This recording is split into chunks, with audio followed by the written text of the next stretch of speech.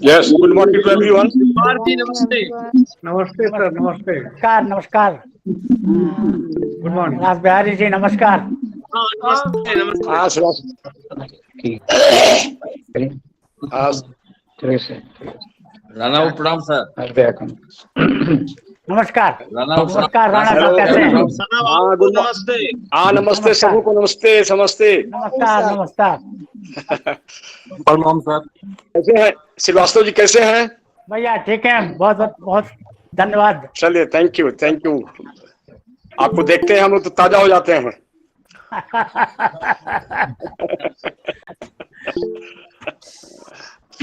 और प्रोफेसर कुरैशी साहब नहीं जुड़े अभी? जुड़ गए साहब, नमस्कार। नहीं जुड़ तो गए हैं। जुड़ गए हैं। नमस्कार नमस्कार। चलिए कुरैशी साहब good morning. Good morning sir, very good morning. Madam Nasreen Rafi, madam Nasreen Rafi, are you raising your hand? Good morning, sir.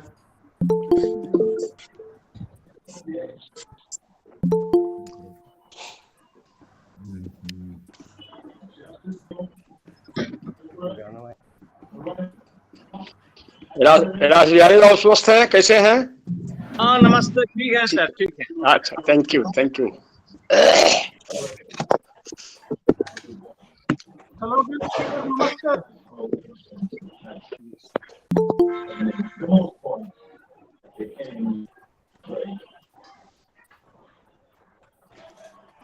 नरुल इस्लाम साहब गुड मॉर्निंग। इस्लाम साहब हेलो। नजरुल साहब सुन रहे हैं? नहीं नरुल साहब नहीं सुन रहे हैं। इस्लाम साहब हाँ, रिस्पांस नहीं आ रहा है। अच्छा अच्छा कोई बात শুনতে পাচ্ছেন স্যার? স্যার নজরুল স্যার শুনছেন sir?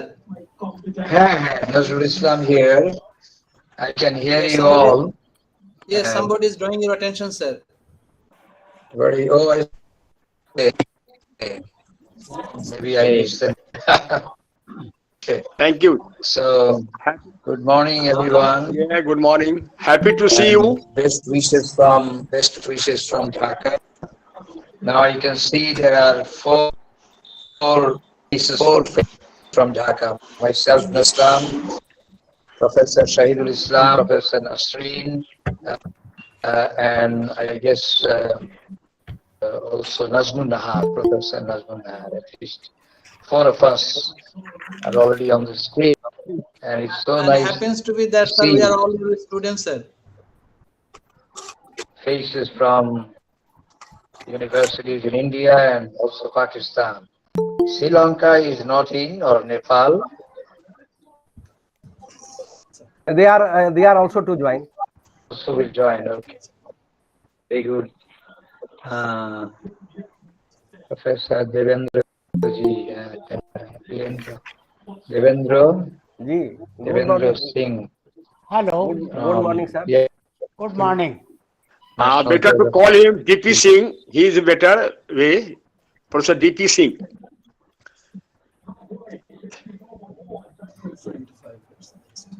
Hello.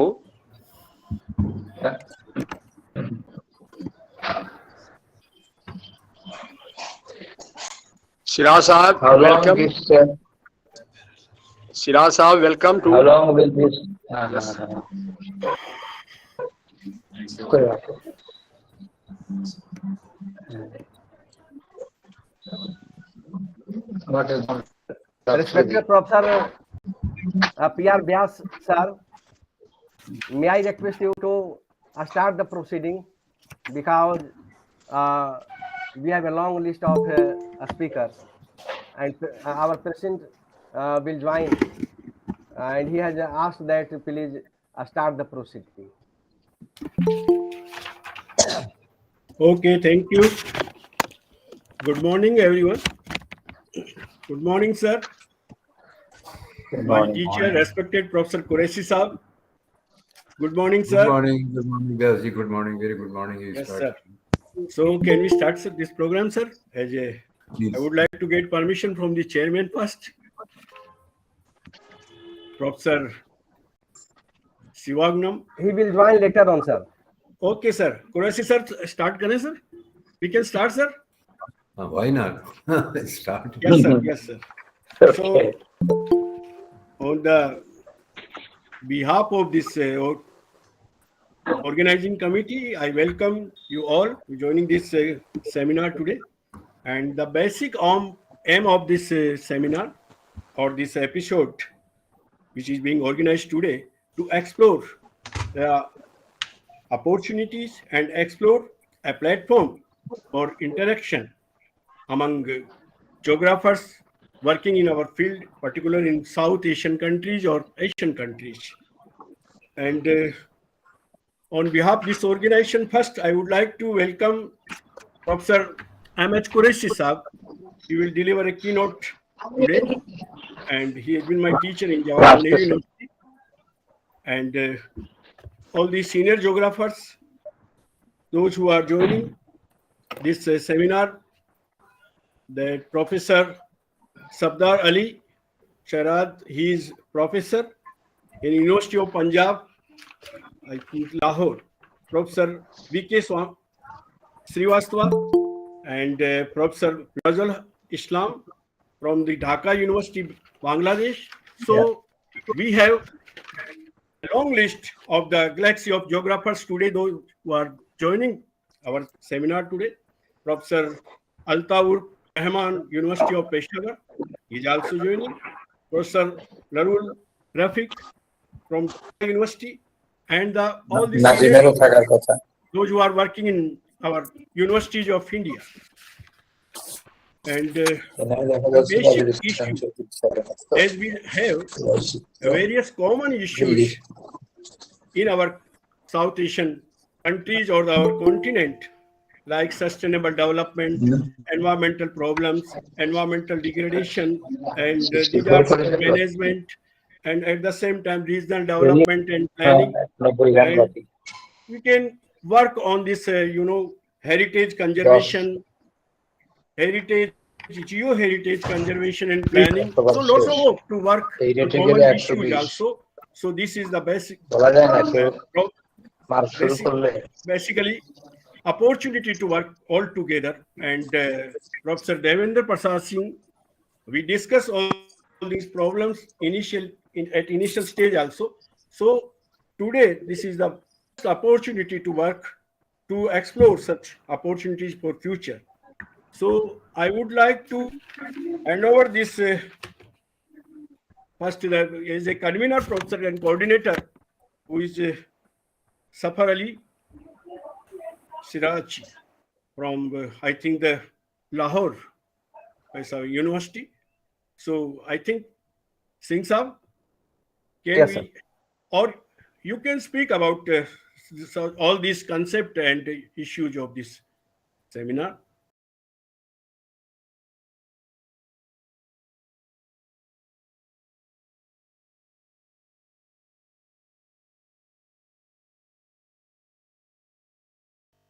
I think And he's also the Professor, convener, Professor yes, sir. Safar Ali. Actually, Yes, sir. sir, yes. So, okay, Safar Ali Saab, just you can start, sir.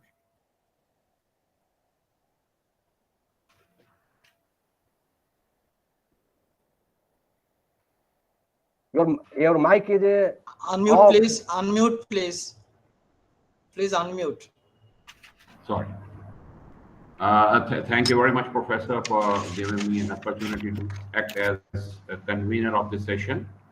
Good morning, Assalamu alaikum, Namaskar, Adab to everyone. It is a great opportunity for the geographers of South Asia to be here to give an outline for the 100 years of geography in South Asia. So the basic purpose of this 29th episode of online lecture series, which initially the founders and makers of modern geography in India, but today's theme is to finalize the modalities for the celebrations of 100 years of geography in South Asia. And as the Professor Singh has already circulated among the geographers to give their opinion about the modalities, and most of us have already given our suggestions to the Professor Qureshi, and he has graciously responded us as well. So the today's episode will comprise of about 35 panelist discussions. Every panelist will be given 5 to 6 minutes. Since we have 35 panelists, so it is very important for all of us to sum up our discussion, deliberations, modalities, suggestions up to 5 to 6 minutes. So we may be able to finish or complete this session in 2 or 2.5 hours. So first of all, I would like to invite Professor M.H. Qureshi to give his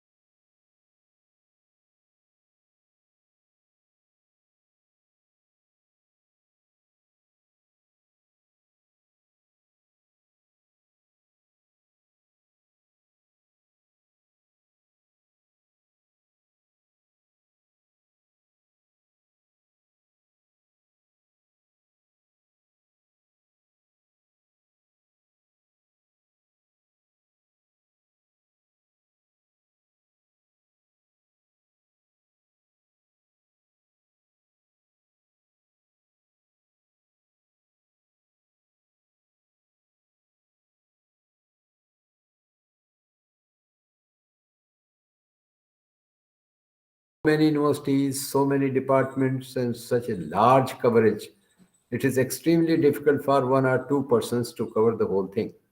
So the strategy has to be worked out. So this strategy is that we can go for India particularly, if we prepare state papers for different states, because one organization will not be able to cover all these states and state universities, because geography is a very popular subject in these states also. So there is one strategy that state papers are prepared, then a team may prepare a country paper. That is one strategy. Secondly, uh,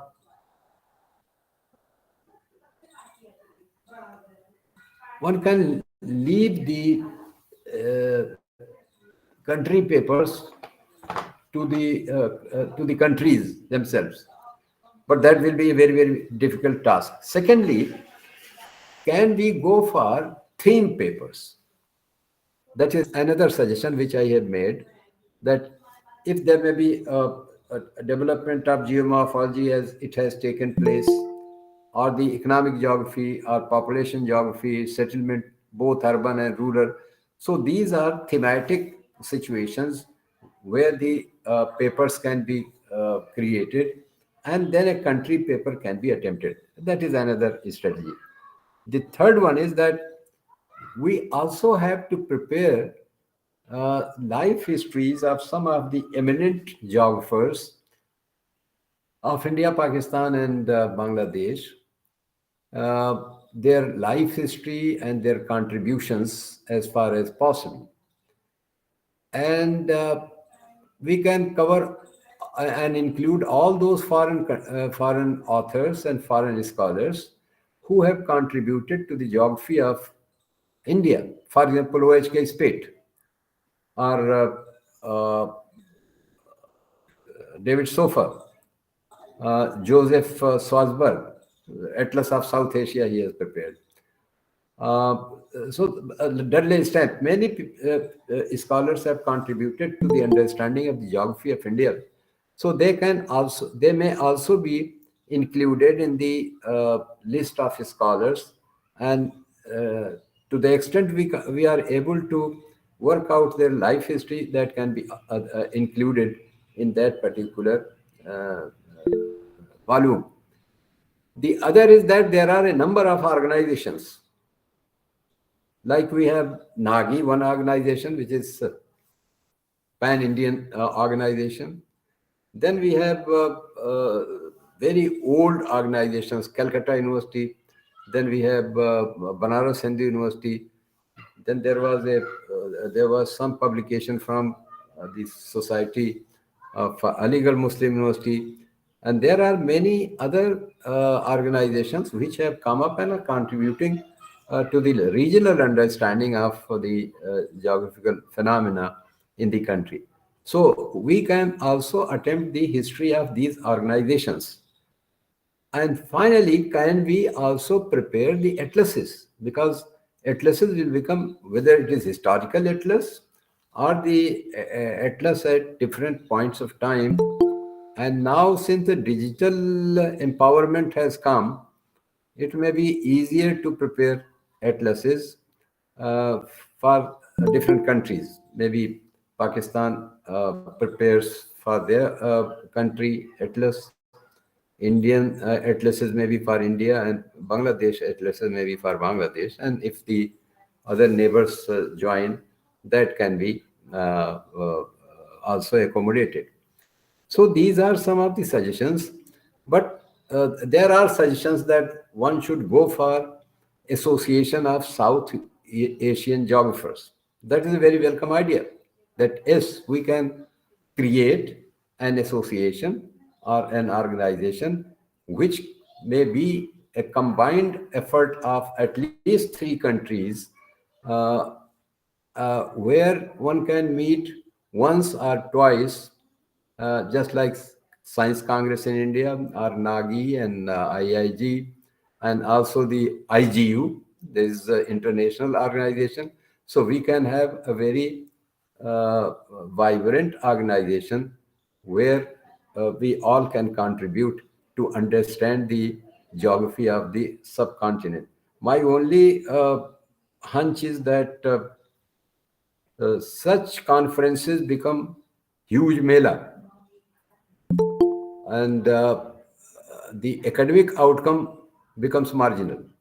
So it may be very good for meeting people and developing contacts and also networking.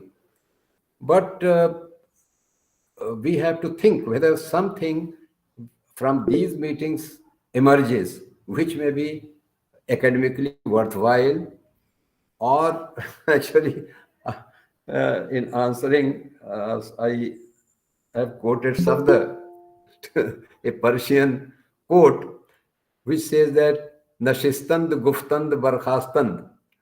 ये होता क्या है कि हम लोग मिलते हैं, बातचीत करते हैं और चले जाते हैं और कुछ नहीं छोड़ते उसके बाद. So this type of organization maybe for our networking it is all right, but for academic output it becomes marginal. Maybe very small notes come and abstracts come.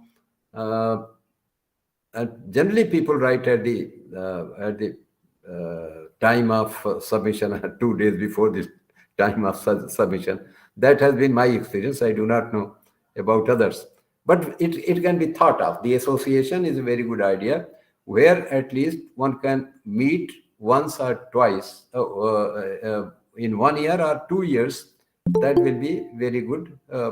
Then the problem will be there because we will not be able to meet. For example, educational protocol and the trade protocol and all these protocols have to be there so that we can get the visa and, to travel from one country to the other.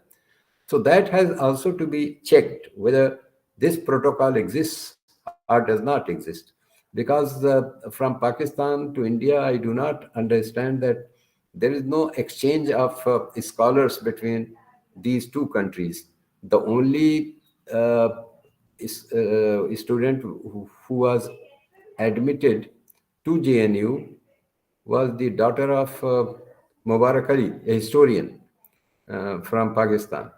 No other student I have ever seen in JNU from Pakistan. There are many from other countries, from Persia, from other Middle Eastern countries, foreign countries, from Japan. But unfortunately, there was no student except this girl from Pakistan. It means that the educational protocol and exchange programs do not exist. The only occasion when a large group of students came to India from Peshawar University, which we welcome. So these are some of the hitches which have to be worked out, and particularly our Pakistani and Bangladeshi friends may help us to come over these difficulties, and then the association may function in a smoother way. These are my floating thoughts. I don't say that these are concrete thoughts, but these are floating thoughts which can be concretized. Which can be concretized after discussions. वो भी जो लांग माजला प्रचा आ गया ये करें Thank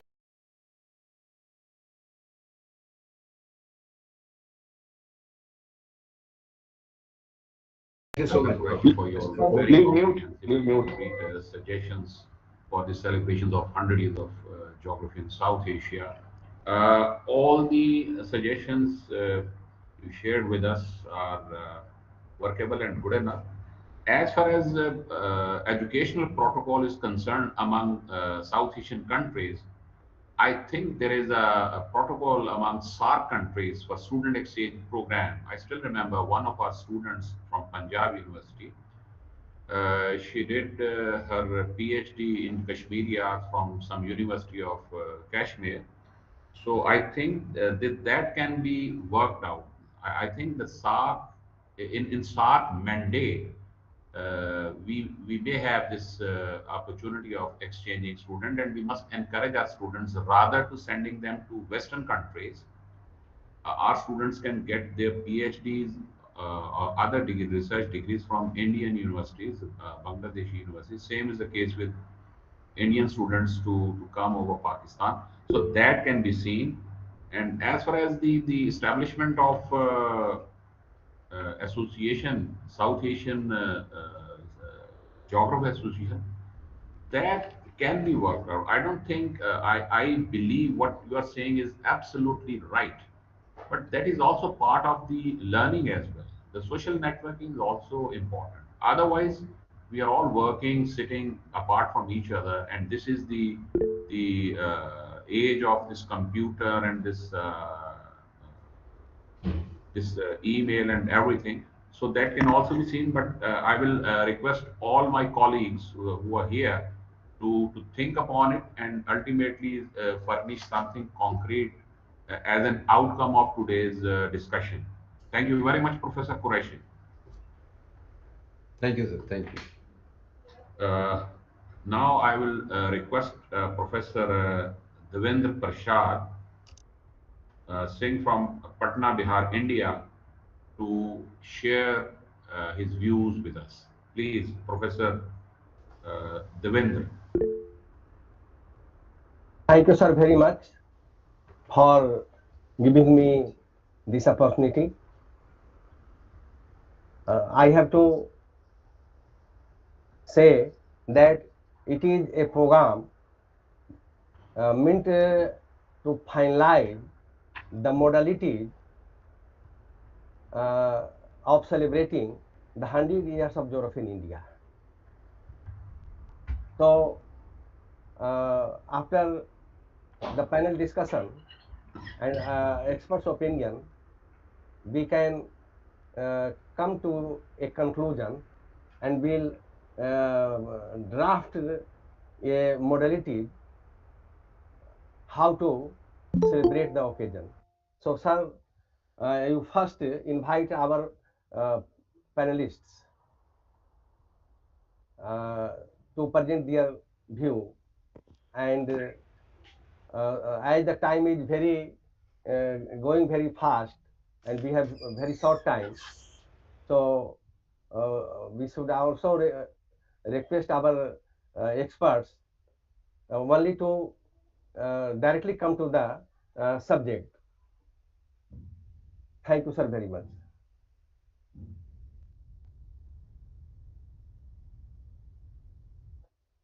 Your mic is off.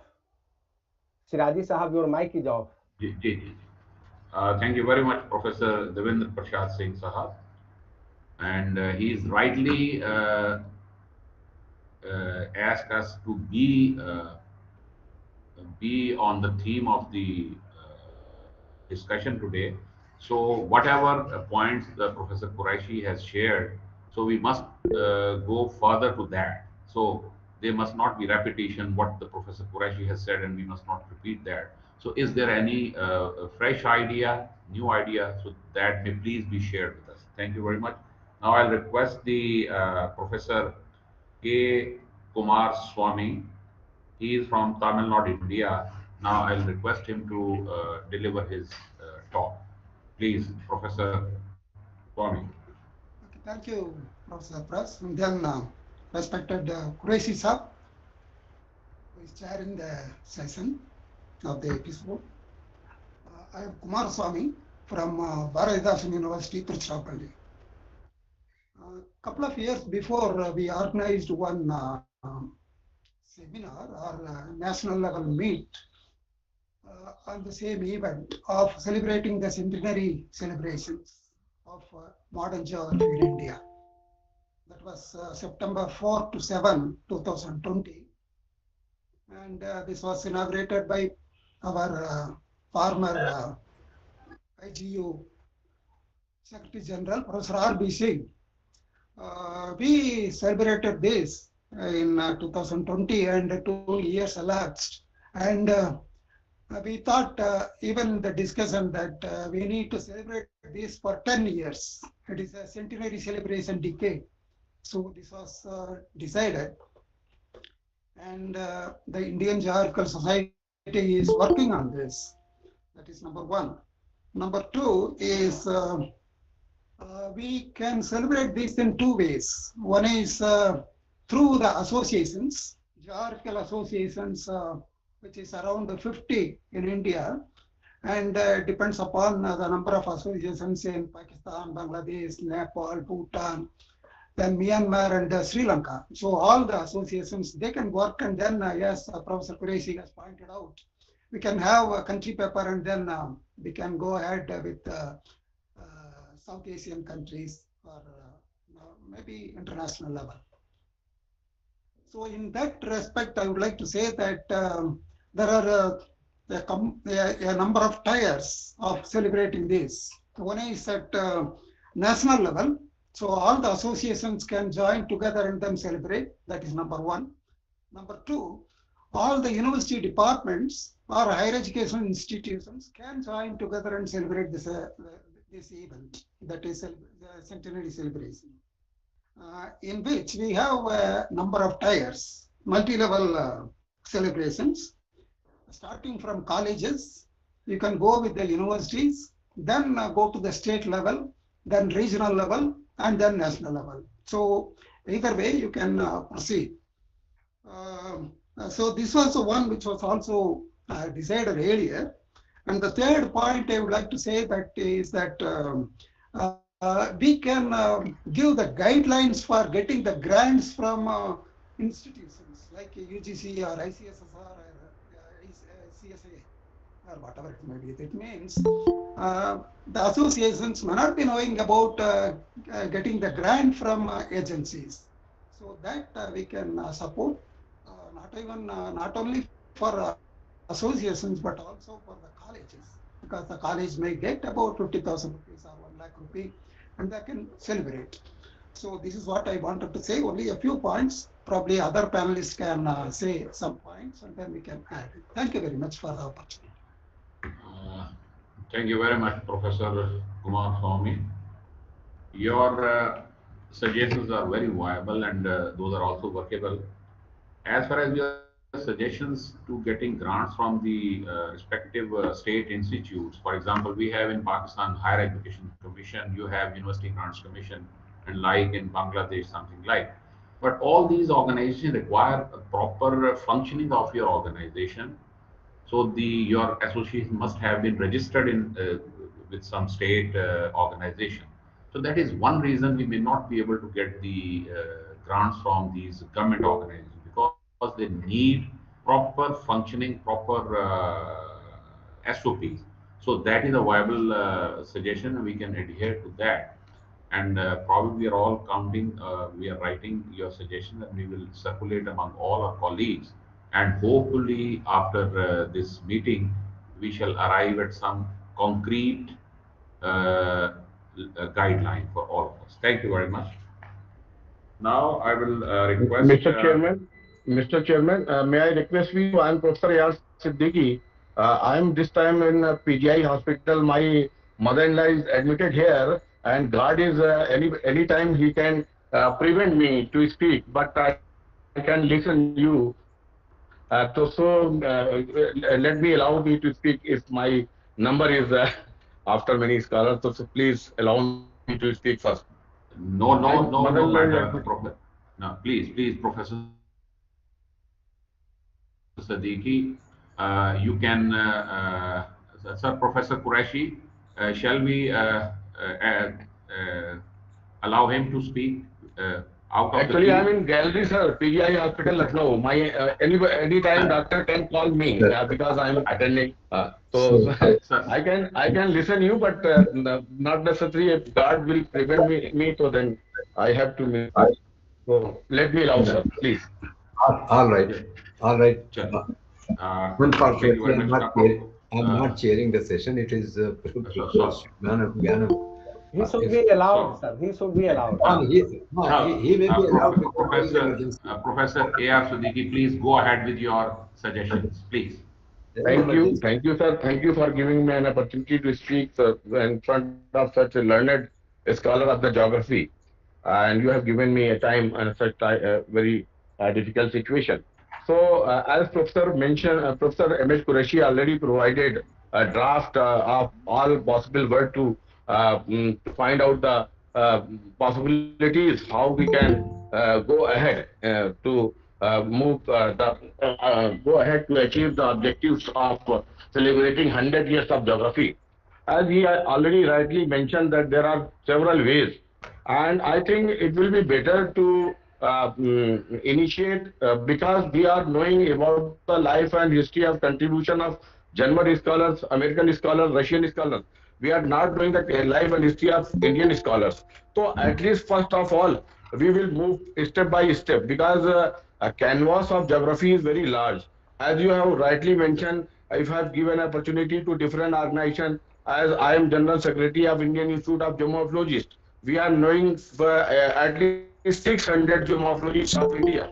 And in Nagi, there is a large gathering of human geographers. Likewise, there are regional associations. If you have given task or you have designed any committee to look the objectives of the our celebration, it will be better first of all we move what is the life and history of contribution of Indian scholar. Then at least we will know about the contribution of geographers from different parts of the country.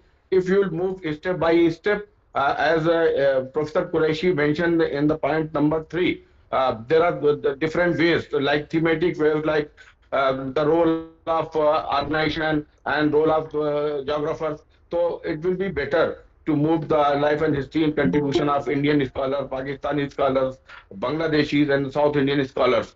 So because we meet in every episode monthly, but only we decide objectives and goals. It will be better if you will give us responsibility and we will chart out the objectives and possible ways to find out some concrete solution regarding which task we have to handle first. Then it will be easier. And within 2 or 3 months, if we are unable to produce the life and history and contribution of Indian scholar, it will be beneficial for our future generation of geography. Thank you very much. So my recommendation to first of all you decide within 6 months what we are going to do first. Then because the canvas of geography is very large, there are many societies, many organizations. So at least you can give also the responsibility of societies. You take human geography and you take geomorphology. So it will be better because every society is having a good database of the scholars. And one of most important part, many geographers are now divided because one section is belong to our application of remote sensing and GIS, and there are many geoscience scholars are there. So we have to decide what type of methodology we can adopt for the completion of this task. Thank you very much, sir. Thank you. Thank you very much, Professor A.R. Siddiqui, for giving us a timeline to complete our task. Thank you very much. We will consider your suggestions by the time we will prepare the final draft of the celebrations of 100 years of geography in South Asia. Thank you very much, Professor Siddiqui.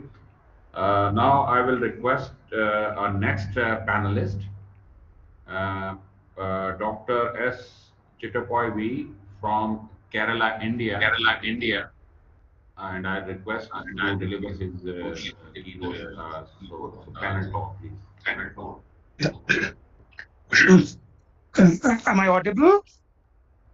Yes, you are. Okay. Yeah. Thank you, Professor Siraji, Professor Qureshi, and all senior geographers from the subcontinent.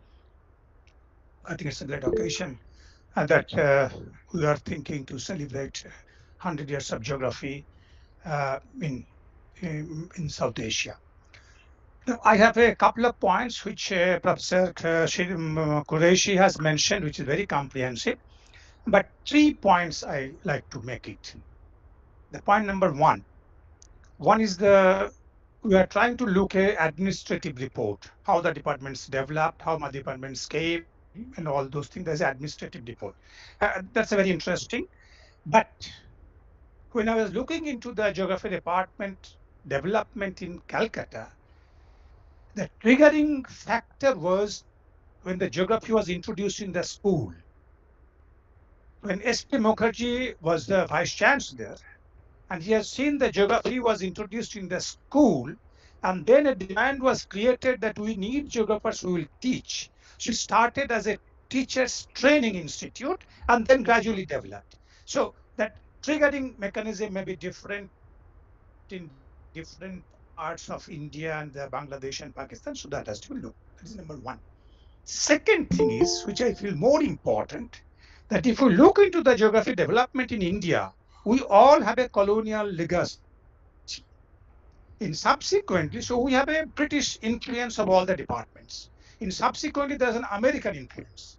Now, post-independent development of geography and pre-independence, if you look into these two phases, there will be very distinct way the subjects are being developed. This need to be captured.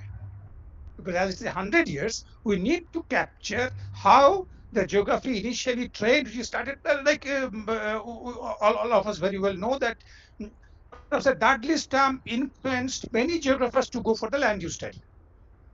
And that actually started, 30s, 40s, and 50s. But afterwards, it started changing. That's a sort of a thing. So which need to be really looked into, that how this development is taking place. That will take us to the next point, the research.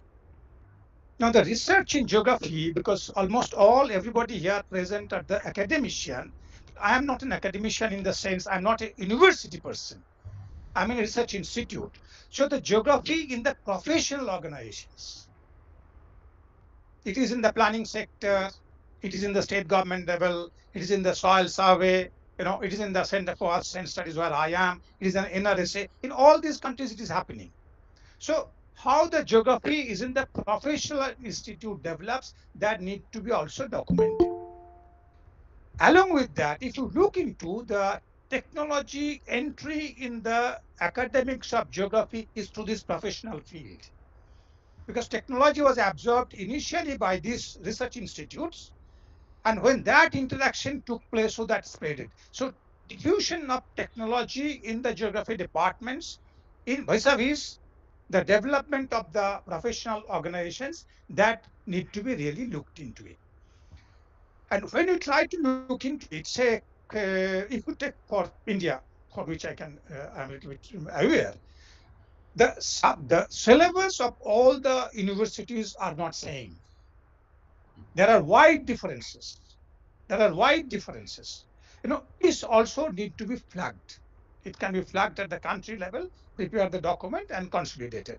That how really different sort of the sub branches and the specializations in geography is taking place. That also becomes a point. The final point, which I try to talk, is what will be the geography of 21st century? What is our trend? It is very, sort of, if you tell that till say 20 years before, if you look into the publication of the geographers of these countries, vis-a-vis the world sort of a geography research, that where you stand, and how really in 21st century, how the whole thing is changing, because there is almost like a reinvention of geography. All those things has taken place by 2000. There was a US National Science Foundation organized a meeting. The similar meeting was in Japan, similar meeting in UK, that what will be the geography, how it is being redefined, and what the role of geography in the societal development. But unfortunately, in India, we have not done, because we not only live in silos, we live in just in the department. We are not looking, even the geomorphologist does not look with the human geographers. That sort of a glass house we have developed. Now, let us be very honest to bring out all these dimensions. Where is the problem? Is there a problem? And how really we can tackle it through this one? I think if we develop a modality, a common modality, then each country can prepare their own, and then you can put together, taking the advantage of email, that sort of an exchanges. We need not be much unduly worried that whether we have a country-wise visit. Now the technology is available. So that makes a big sort of a assimilation with the technology. And in fact, when I was listening to Professor Qureshi, I was thinking, but when we are developing, my institute was involved in Asian Development Bank project. India, Pakistan, Sri Lanka, we have to always have the meeting in Sri Lanka because we cannot have the meeting in India, we will not get the permission. We cannot have the meeting in the Pakistan. So we are meeting in Sri Lanka, and that is the time I met in Peridonia University Geography Department, where actually we are meeting the geographers. It's a very unhealthy situation. We know that, but then we have to also welcome that as now the technology is available. Thank you very much. Thank you very much, Professor Sri Kumar from Kerala, India. Your suggestions are very viable, and this is very important for us. We are all here. We belong to the teaching and research departments, but the geographers have contributed a lot working outside the research organizations. We in Pakistan have a number of geographers who are very they played very important role in the development of the country. So your suggestions are also very potent, and I think those are also workable as well. Thank you very much, Professor Sri Kumar, for giving us time. Now I will request Professor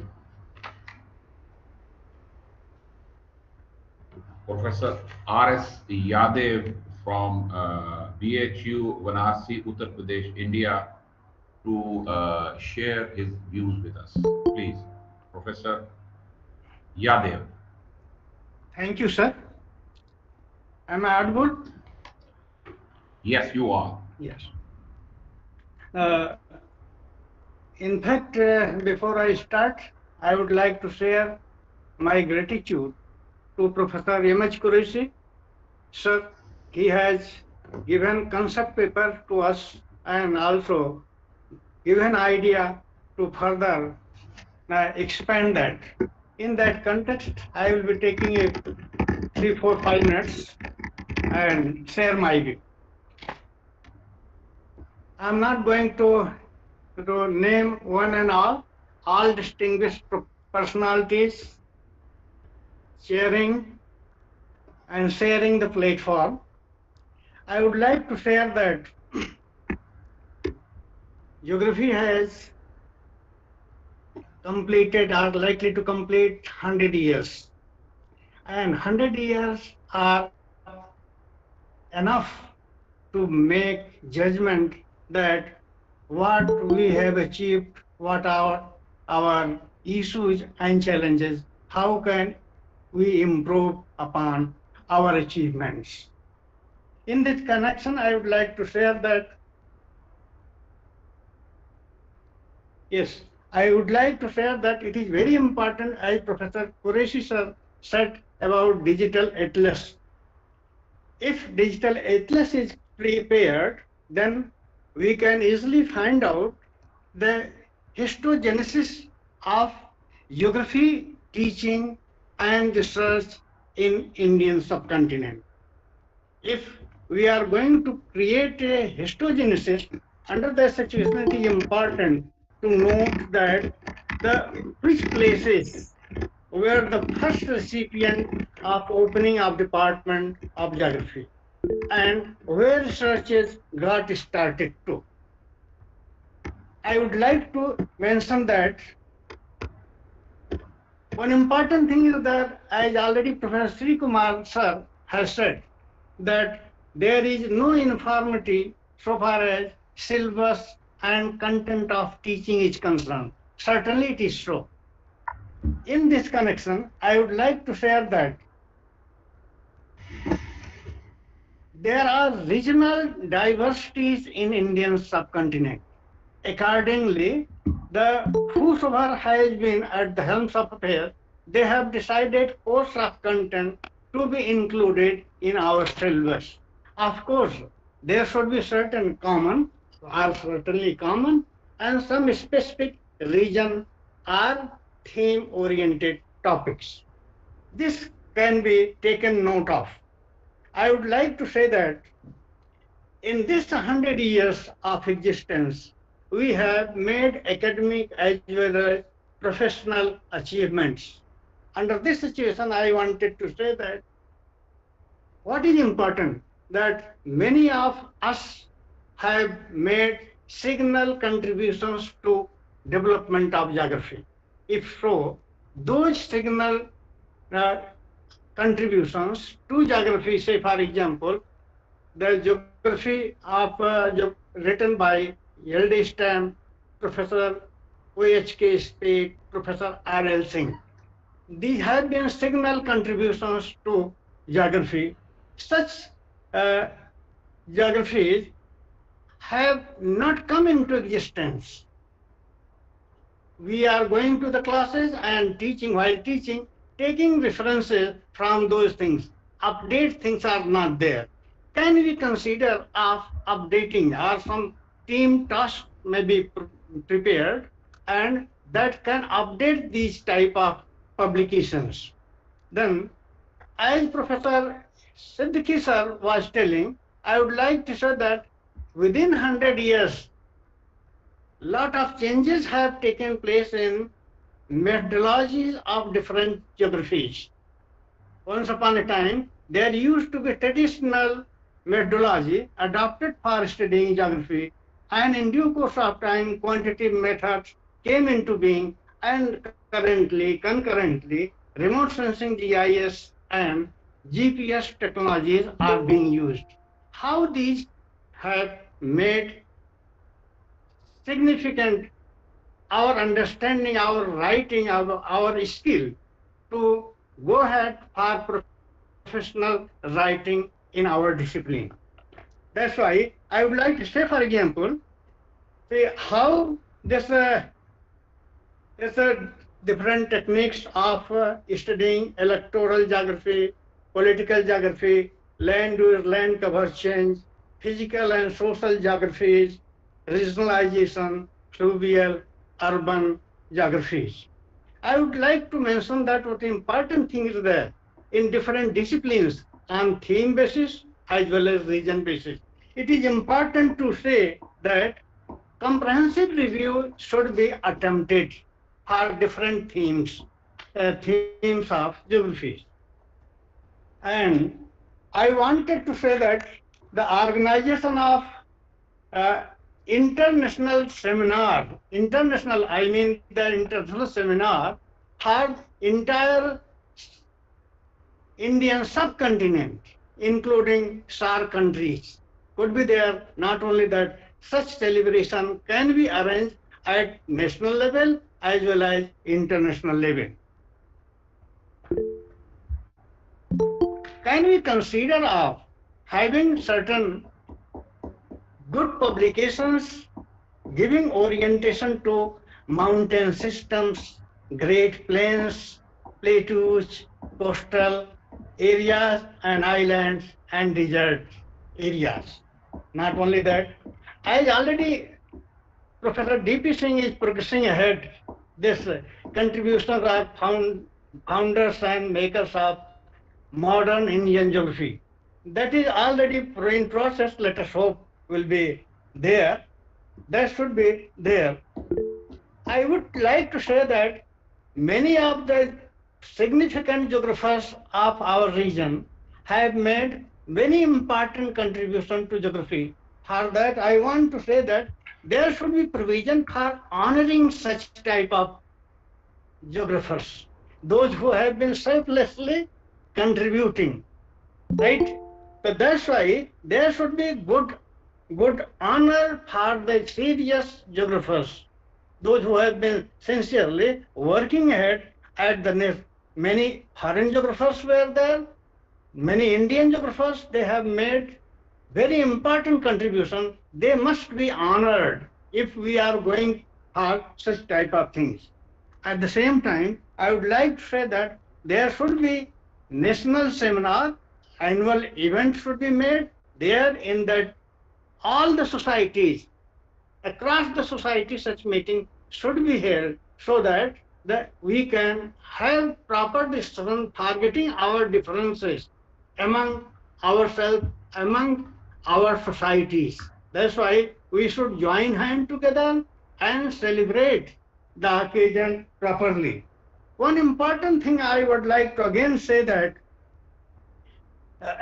when we are going to select, see, lot of changes have taken place. What was their part of geography in the late part of the 20th century is not more existing at the present.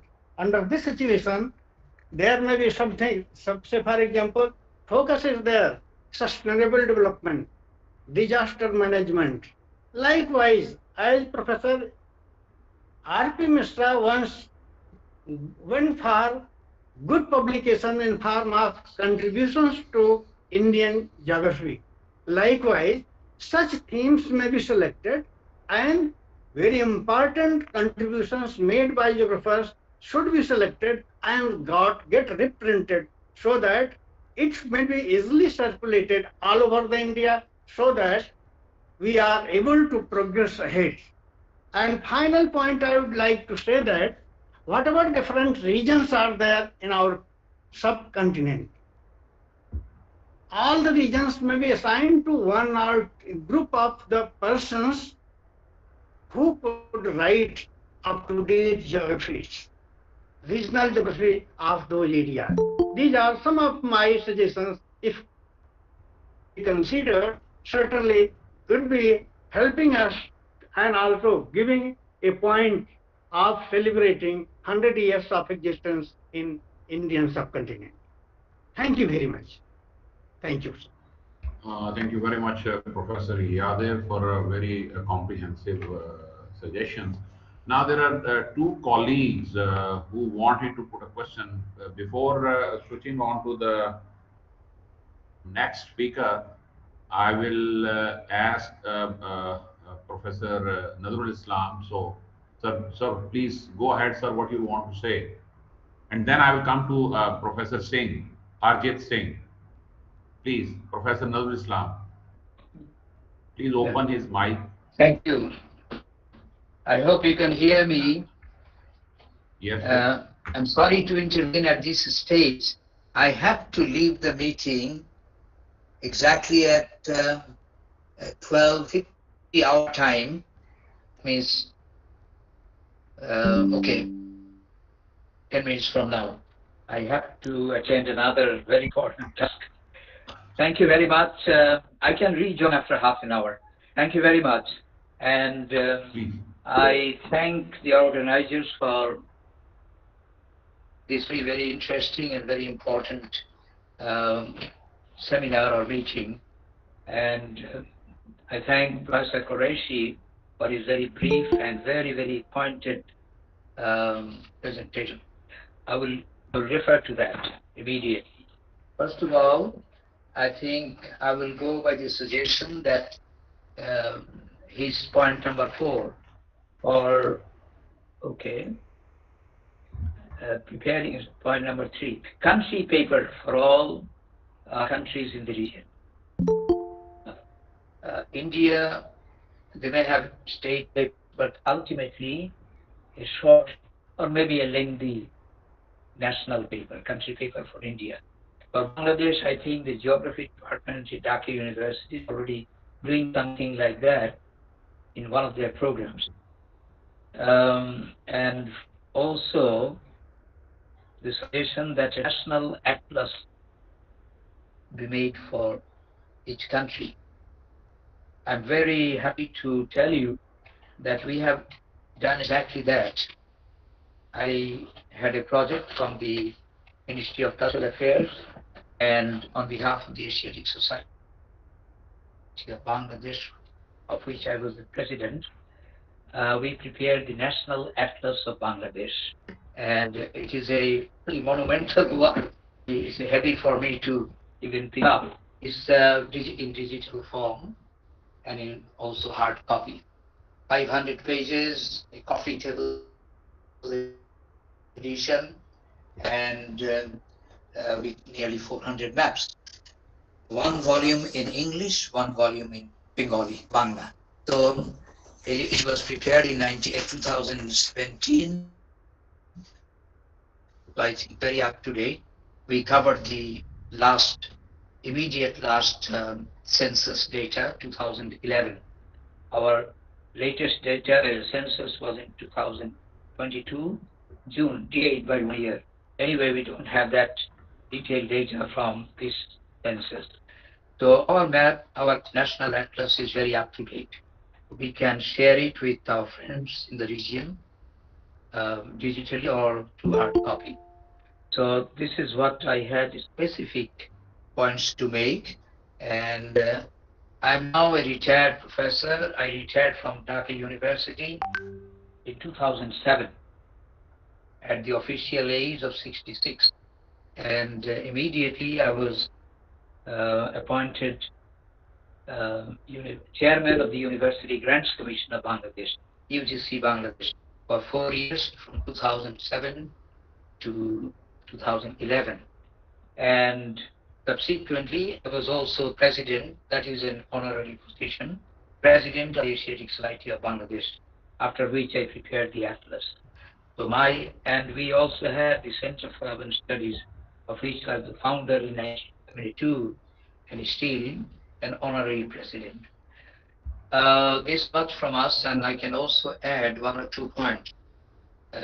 Professor Qureshi has also mentioned in his paper that geography at university level in Bangladesh was started in 1948 by Professor Nafis Ahmed, who was an Aligarh graduate, and he was founder, head of the department, chairman until 1971, till independence of the country.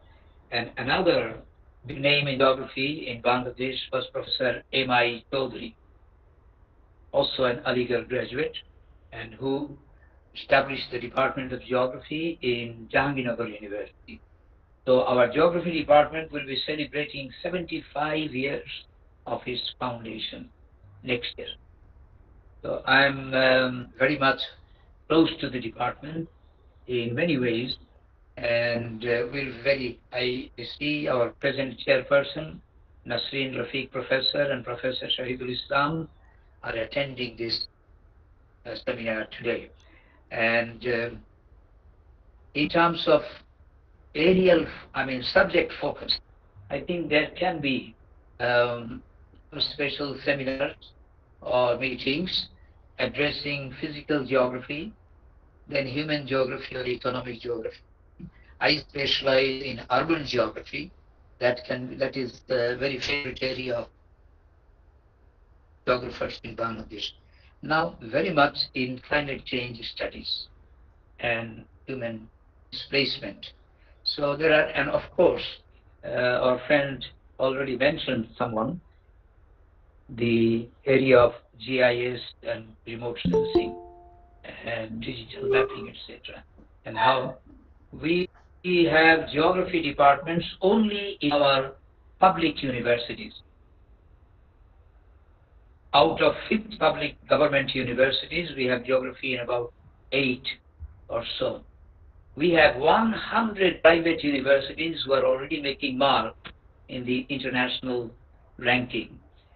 But no university has a department of geography. They have all shifted to geography, Department of Environmental Studies. So geography, we have also renamed our department at Dhaka University as Department of Geography and Environment. This model has been adopted by all public universities in Bangladesh. So we have this new development.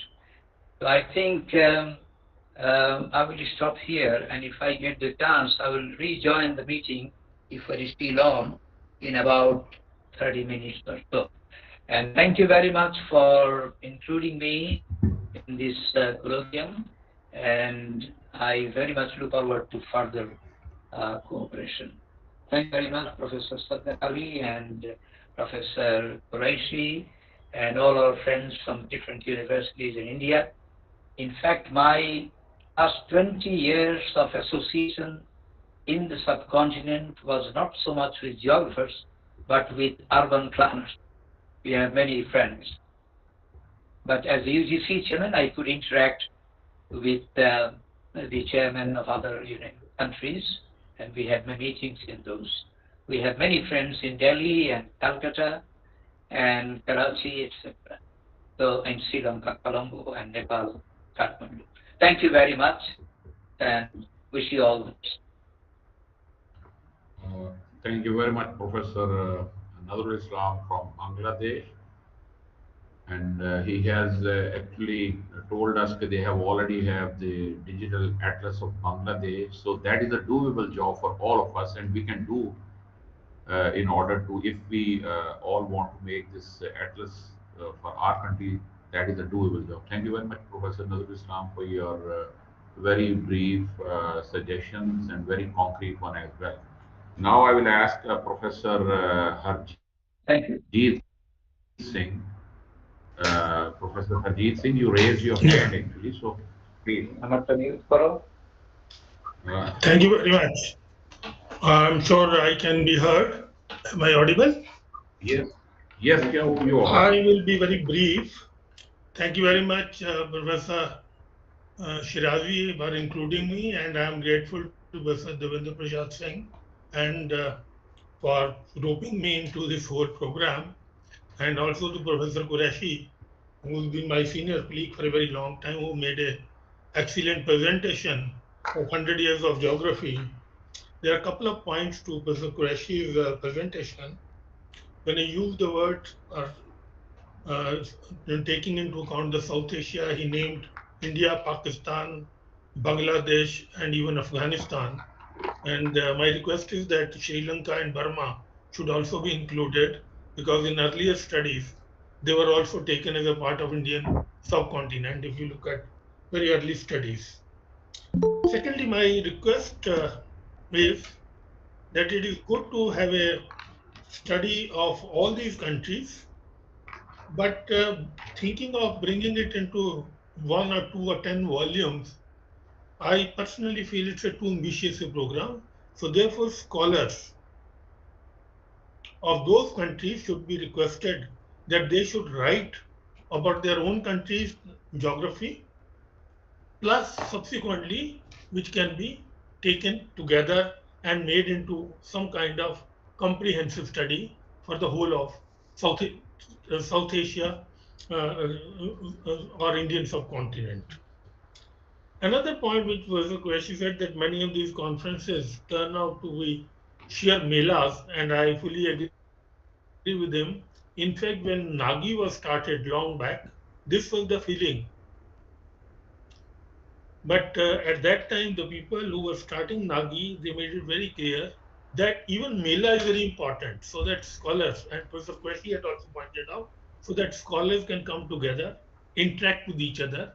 But there, in a, our attempt should be that we should be able to, shortlist 10, 15 or 20 good research articles, which could be brought in together and published in some kind of volume, which has unfortunately not happened till date. Another thing, you see, now we should also think of rather these online conferences, online publication. Because books, forgive me for saying this, most of us who are speaking today, we have 40, 50 or 30, 40 years of experience of teaching and studying geography. But if you talk to the modern generation, you will rarely find, because everything is available online or on internet. So therefore, we have to move. It becomes important. And secondly, people are talking about the change. Sir Yadva had mentioned about quantitative and then GIS and remote sensing. Let's be very clear, the change is inevitable.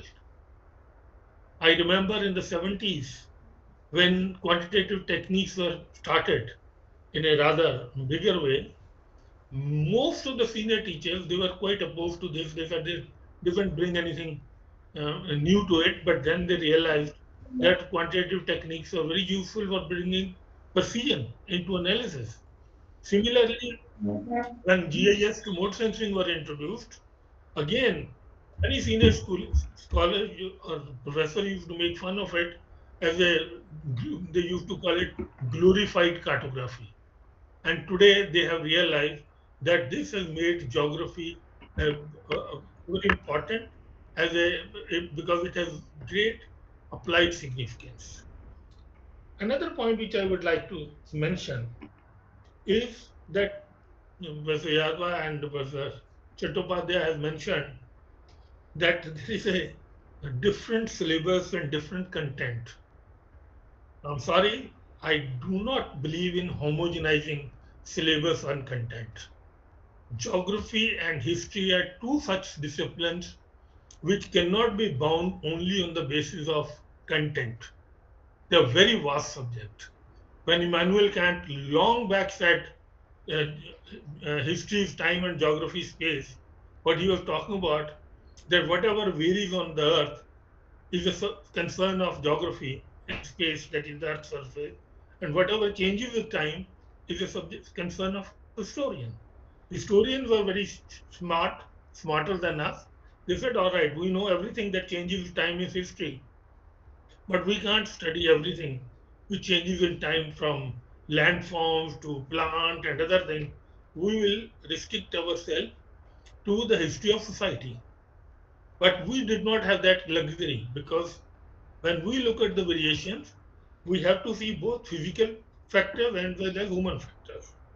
So therefore, it is not possible for any one department to study geography in total. So therefore, let the department is autonomy is under is facing major problem, and even this uniform kind of entrance test based on this multiple choice, I don't think in the long run it's a good thing, because it is attacking or it is restricting the university's autonomy and their own thinking. And as it is in our system, the creative thinking on the part of the students and the scholars is very limited. So this will further hamper that. And last point, in half a minute, Professor Islam just now said that making geography department and turning it into environmental studies program, again, I think there is a danger, inherent danger involved in it. I've seen in some of the universities where they started calling it Department of Environmental Studies in India and abroad. I've seen it, and there I find that most of the focus turns to physical part of geography. Human geography gets neglected. Unfortunately, in country like India, human geography got too much of emphasis. Physical geography had been neglected. Now I think it's the time that we realize that both these are equally important, physical as well as human. So therefore, if you make it into environmental studies department, it will emphasis will be on physical geography. If you make it human geography department, then in physical geography like geomorphology, climatology, etc., will get neglected. Therefore, my humble suggestion is that we should take this whole thing in a comprehensive way, and I am thankful that Professor Qureshi had raised many of these points quite effectively, looking at the history of the last 100 years.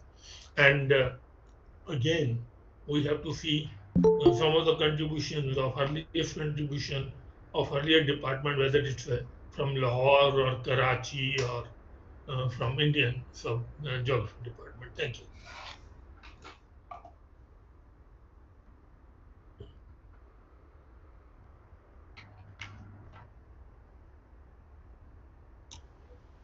Yes, Dr. Shirazi, Professor Rajit has finished his presentation. We do agree by including environment in geography, the major emphasis will be placed on environment, and the geography may get behind. Thank you, Professor Singh. And now I will request the next panelist to talk to us. And he is Professor Switmiram Chauhan from Bombay, Maharashtra, India, to deliver her views. Please, madam. Namaskar. With my sincere prayers to Almighty and His blessings to one and all present here. I'm indeed blessed to be a part of this program and thank from the core of my heart Professor Devendra Singh sir to give me an opportunity to present my views.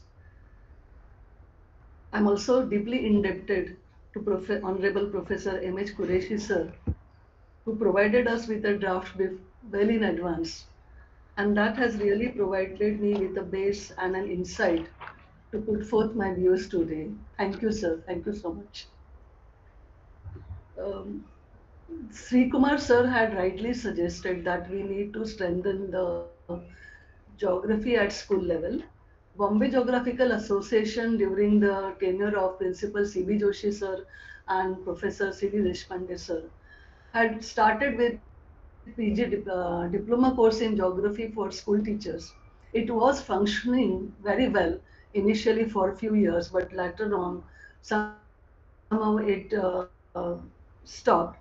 And now presently, myself blessed again with blessings from you all as a president of Bombay Geographical Association are working again for restarting this particular course with the help of all the faculty in department and Mumbai University. And very soon we will be having this particular diploma course in geography for school teachers in Mumbai University. This needs to be started by all the PG departments in entire South Asian countries. Then only geography at school level, if it is strengthened, we can really have more scope and we will be able to diffuse our subject well in all the disciplines. Secondly, some of the universities in India has already introduced geography even from distance mode of education.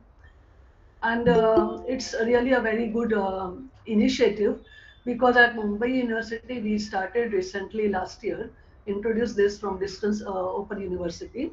And to our surprise, we are really having very good students enrolling from IITs, from engineering, from medical departments, from other professional courses, because they said that we want base knowledge of geography, which is very important in our streams. And so this particular point was lost probably, and we can strengthen it so that all other who are willing, professionals who are willing to undergo geography training, they can avail it through distance programs. So we need to strengthen this particular aspect too. Then we can identify all the university departments who have completed 100 years of geography, which would be very few in South Asian countries, and then how they have grown and what is their present status, and what developments and contributions they have made. A small booklet or can also be published on this. Then regarding research projects and research topics, which have been done by all the departments in South Asian countries, I request that if we have a list of this and a separate book can be published on research techniques theme-wise, and how sampling has been used, what methods have been used. So anybody is opting for, say, agricultural research or disaster management research or any particular theme in urban geography, he will get a complete insight which techniques exactly he has to use. Because somewhere I feel this is lacking, is not available easily. Then all the university departments that are there, those are relatively old departments. We can also have a list from them of the books which they are having in the library, because many of the books are now out of publication and are not available for the students in other universities. So if they want to refer, they can take help of this. Besides, even the Survey of India topographical sheets, very old topo sheets are available in Mumbai University department.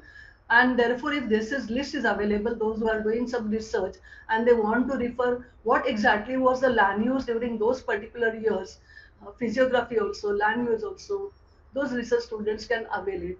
Same thing with satellite imagery or aerial photographs. And one of my request is all this material should be made available at very reasonable price, because I may be wrong, but I feel somewhere commercial viewpoint is coming into this, and these research scholars, when they go for acquiring this, assessing this, they are charged relatively very heavy, and it becomes very difficult.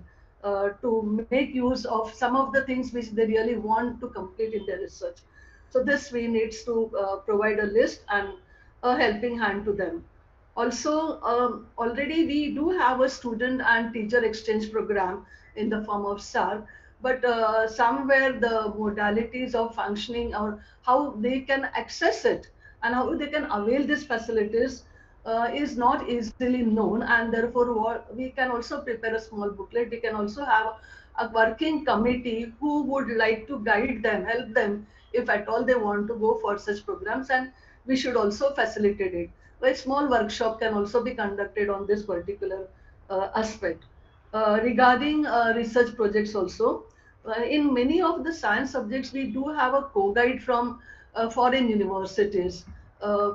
Why can't we also have your co-guide from South Asian countries wherever possible and required in our research also? It is there, but not functioning that well. And then all the list of all the geographical associations already Devendra Singh sir has started with it, and even Jagannath sir from Madras University had a seminar on this. If we get the list with all brief history of them and the activities or programs which they conduct over the year, if this is also available, we can have this interaction with other universities.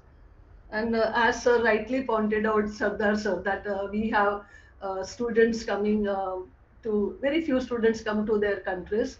And Qureshi sir also said very few students are coming from Pakistan to India in JNU. So this also needs to be strengthened, because we need to have more cordial relation and also a good diffusion of knowledge, subject knowledge that we have with us.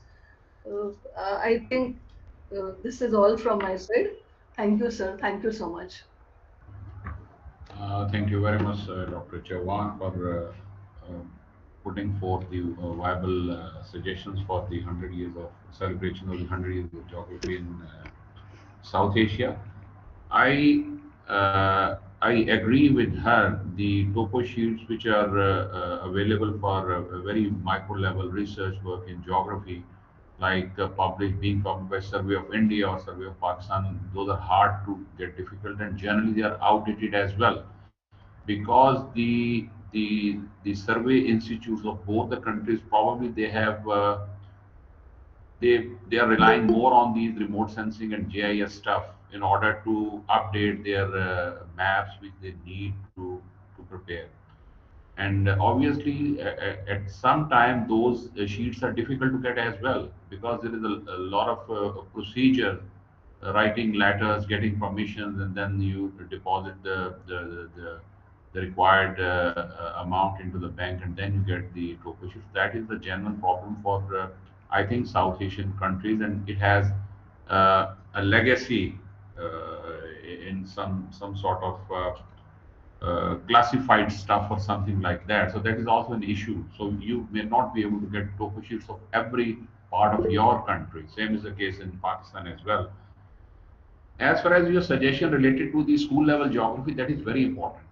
The school level geography is very important, because geography at one time was part and parcel of the school teaching in India, Pakistan. My late father used to tell me he has studied geography of the world, and then obviously geography of the part where we used to live in Pakistan. So that was, but later on it was being merged into the social sciences. So geography became part of the social science subject, or the social studies rather. So that has to be need to be bifurcated, separated, and that has to be taught among the students of school students. We here in Pakistan, the government decided to make it compulsory for the student of 7th and 8th class to study geography, and that has opened some new avenues for the employment as well. Obviously, we all study not only just to get knowledge, but also get the employment as well. Thank you very much, Dr. Chauhan, for your thought-provoking suggestions. Thank you. Now our Next speaker is Professor Salahuddin Qureshi from Aligarh Muslim University, India. I will request him to share his views with us. Professor Salahuddin Qureshi. Thank you, Professor. That is one. Is it audible, please? Yes, you are, sir. You Am I are audible? audible. Am I audible, please? Ji, you are. Thank you, sir. Thank you. Uh, with respect to the esteemed colleagues here, and I seek to submit an additional view over the already very well sorted out themes prepared by esteemed Professor Muhammad Hashim Qureshi. He has taken almost all the very crucial, important themes to be taken into consideration. Since I was teaching history of geographical thought for quite some time, it occurred to me that I may make a suggestion of incorporating an additional theme on the history of development of geography in India. Because I feel there are a good number of adequate sources to go for this kind of work. For instance, to begin with, we can trace the geography of Indus Valley civilization. We can decipher the geography of Sapta Sindhu region. Then we can also decipher the geography of Surasa Mahajanapads. And then subsequently, there are good number of sources. Uh, for example, Megasthenes Indica is very important. In our own medieval period, you can see that Al-Biruni, who had a passion for India, and in fact, intellectually he was an Indian, he wrote down very important geographical works on India. His book named Kitab Tahrir Malil Hind. And this book was a book of tracing the intellectual resources of India. This was not on material resources only, but the intellectual resources of India along with the physical and human dimensions of geography. Then Abul Fazal Allami's Ain Akbari is not merely a historical account. It is a geographical work of formidable nature.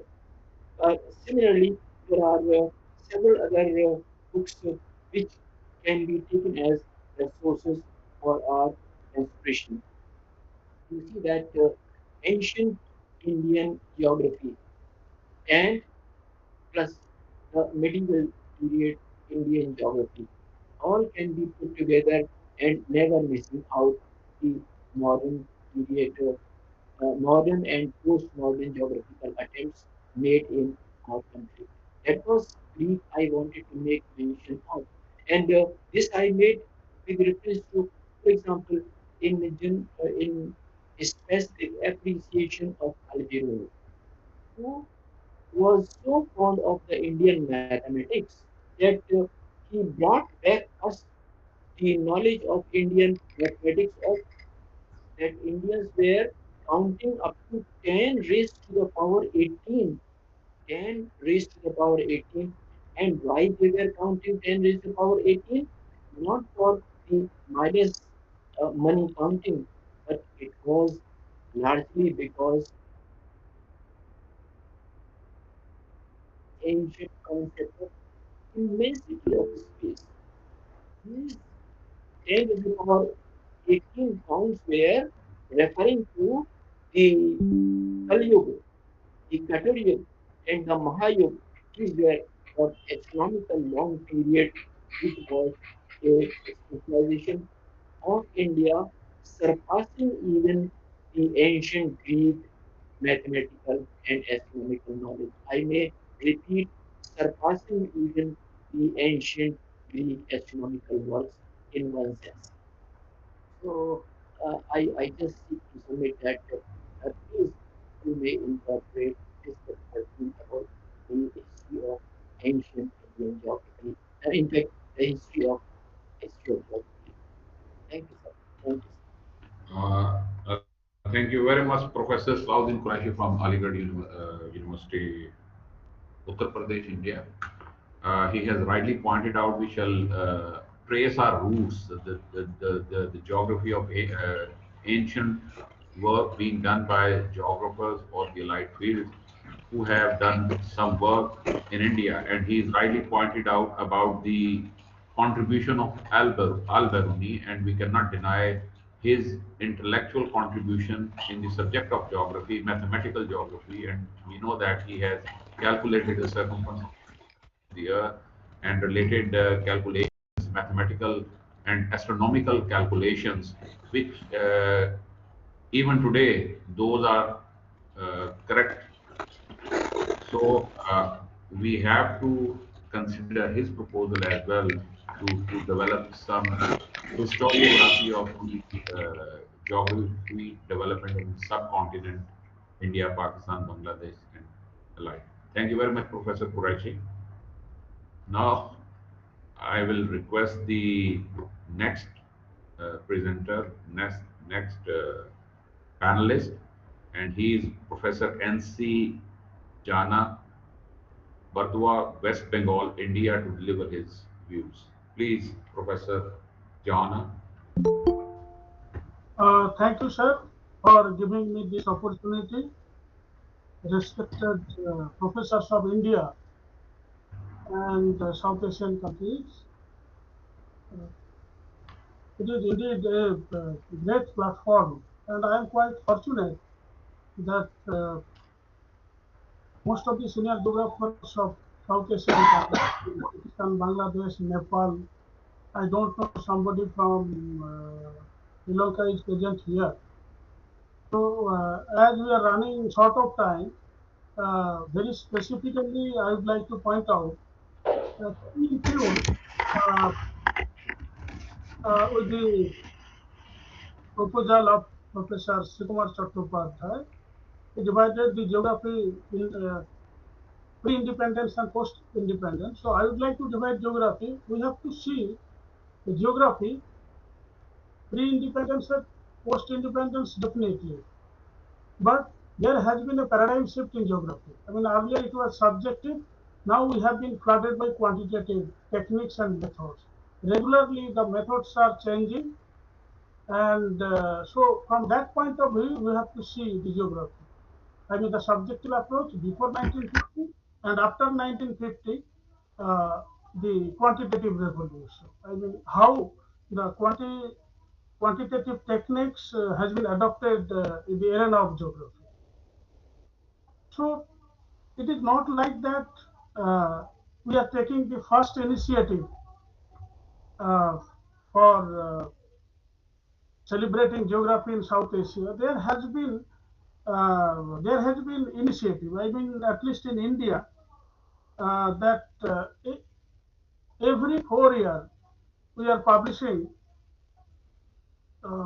report progress of Indian geography, which is being published by Indian National Science Academy and which is presented in each and every international geographical congress. And I mean, last year or in 2020, Indian Geographical Society in Chennai, they took a lead role to assemble all the geographical associations, uh, although in online mode. I mean, most of the geographical associations of India, they gathered. I mean, that was the celebration of Indian Geographical Society. And we have South Asian University. I mean, one of my colleague mentioned in this chat box that geography department is not there in South Asian University. So we can take initiative, and at the administrative level, that geography discipline of geography can be introduced in South Asian University. I'd like to point out the immediate step for the celebration of South Asian geographers. Immediate step, we can think of newsletter in the electronic version, not in printed mode. Electronic version in South Asian, the progress, to know the progress of geography in South Asia, we can bring out a newsletter. In electronic version, and although not regularly, but frequently, we can organize online seminar on the emerging issue. In online mode, and at the we can organize at least every 1 or 2 years a big conference in any country of South Asia. Sometimes in India or Bangladesh or Pakistan. So we can assemble here that not merely will promote the progress of geography, that will strengthen our relations also. So we have cultural bonding. People of South Asia, they have more or less same food habit and culture. So it will promote not only geography, but will strengthen the bilateral relations. So administrative level, there has been initiative South Asian University, and one thing I would like to mention that there has been SARC Disaster Management Center, which was established in 2006. So disaster was the issue, and all the South Asian countries are the member. And the first SARC Disaster Management Center office was located in Indian Institute of Public Administration. India was the first. The then executive director of Ministry of Home Affairs was the first secretary. So already at the country level, we have taken initiative. But now the time has come that the geographers can be assembled, and they can take a lead role so that the discipline of geography can be promoted, and at the same time, people of every SARC country, they can come close together and strengthen the relationship. And at the later stage, this final suggestion from my part, at the later stage, we can think of developing an organization, Association of South Asian Geographers. And under the auspices of South Asian Geographers, we can bring out a journal, South Asian Geographer. So that can be, we can think of at the later stage, but the immediate is newsletter and online seminar frequently, keeping in view the contemporary issue, and the organization of conference in every South Asian country in every 1 or 2 years, where there will be a scope to be assembled. Thank you very much for giving me this opportunity.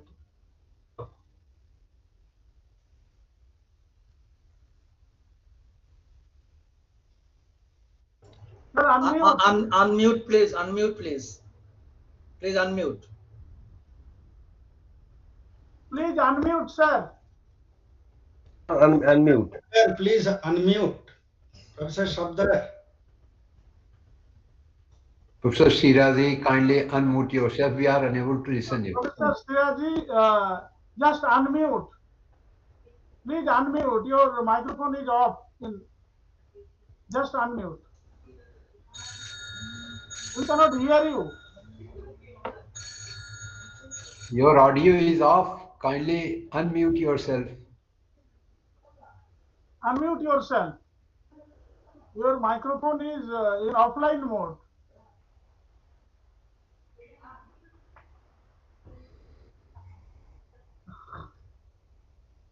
Devendra Prasad ji, आप करिए जरा from your office.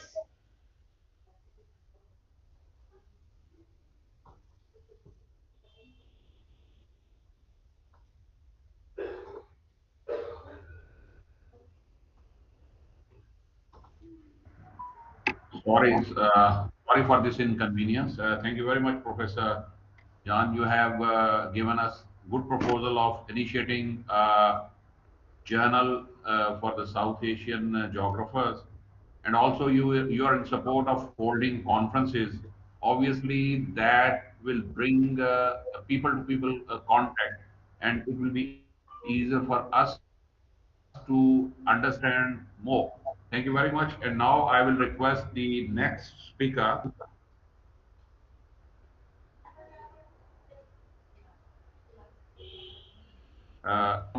Haryana, India. Please, Professor Jaglan.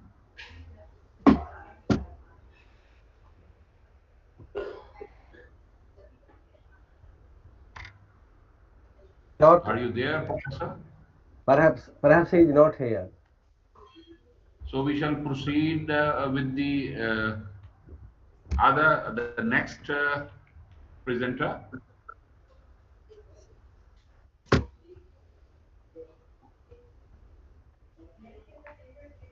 Is Professor Uttam Sagar is here? He is not. He is also not here. Professor Uttam Sagar is also not here. So I'll proceed further. Professor Jatendra Shukla.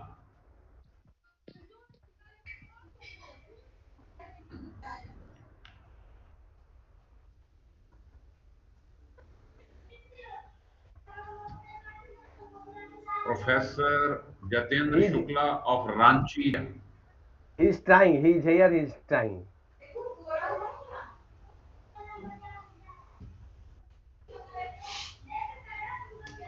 So we can take him if he joins. We will take him when these colleagues will join us. He is here, sir. He is here. He is Yes, already. yes, I am here, sir. I am myself Jitendra Oh, Shukla. Professor Jatendra Shukla. Yes, I am So, present. Thank you for your. Am I audible, sir? Yes, you Audible, are. sir? Yes, you Yes, are. very much. Yes. So Very good, I sir. will request Professor Jatendra Shukla, Ranchi, Yes, sir. Jharkhand, to Yes. share his thoughts with Yes, us. sir. Yes. Please, Yes. Professor Shukla. Thank you, sir. Thank you. Respected President Professor N. Shivanga Anand, former head and professor and head University of Madras, and other important and senior fraternity of geography of South Asia. Sir, the present episode is devoted to the devoted to the finalization of modalities for the celebration of 100 years of geography in South Asia. Since 100 years, the different branches of geography has been flourished in South Asia, and that specialization is also has been flourished. So, how should be the modalities to celebrate is the question. Although we are celebrating every year in every universities and by the different organization in the country, in India as well as in the other South Asian countries, but the question is the 100 years of geography, how it should be celebrated. So the committee should be formulated first. I think my opinion is that a committee and an effective committee should be formulated, taking members from all the South Asian countries. And second, all the countries should celebrate in their own, taking the specialization that has been flourished in the countries. And third, a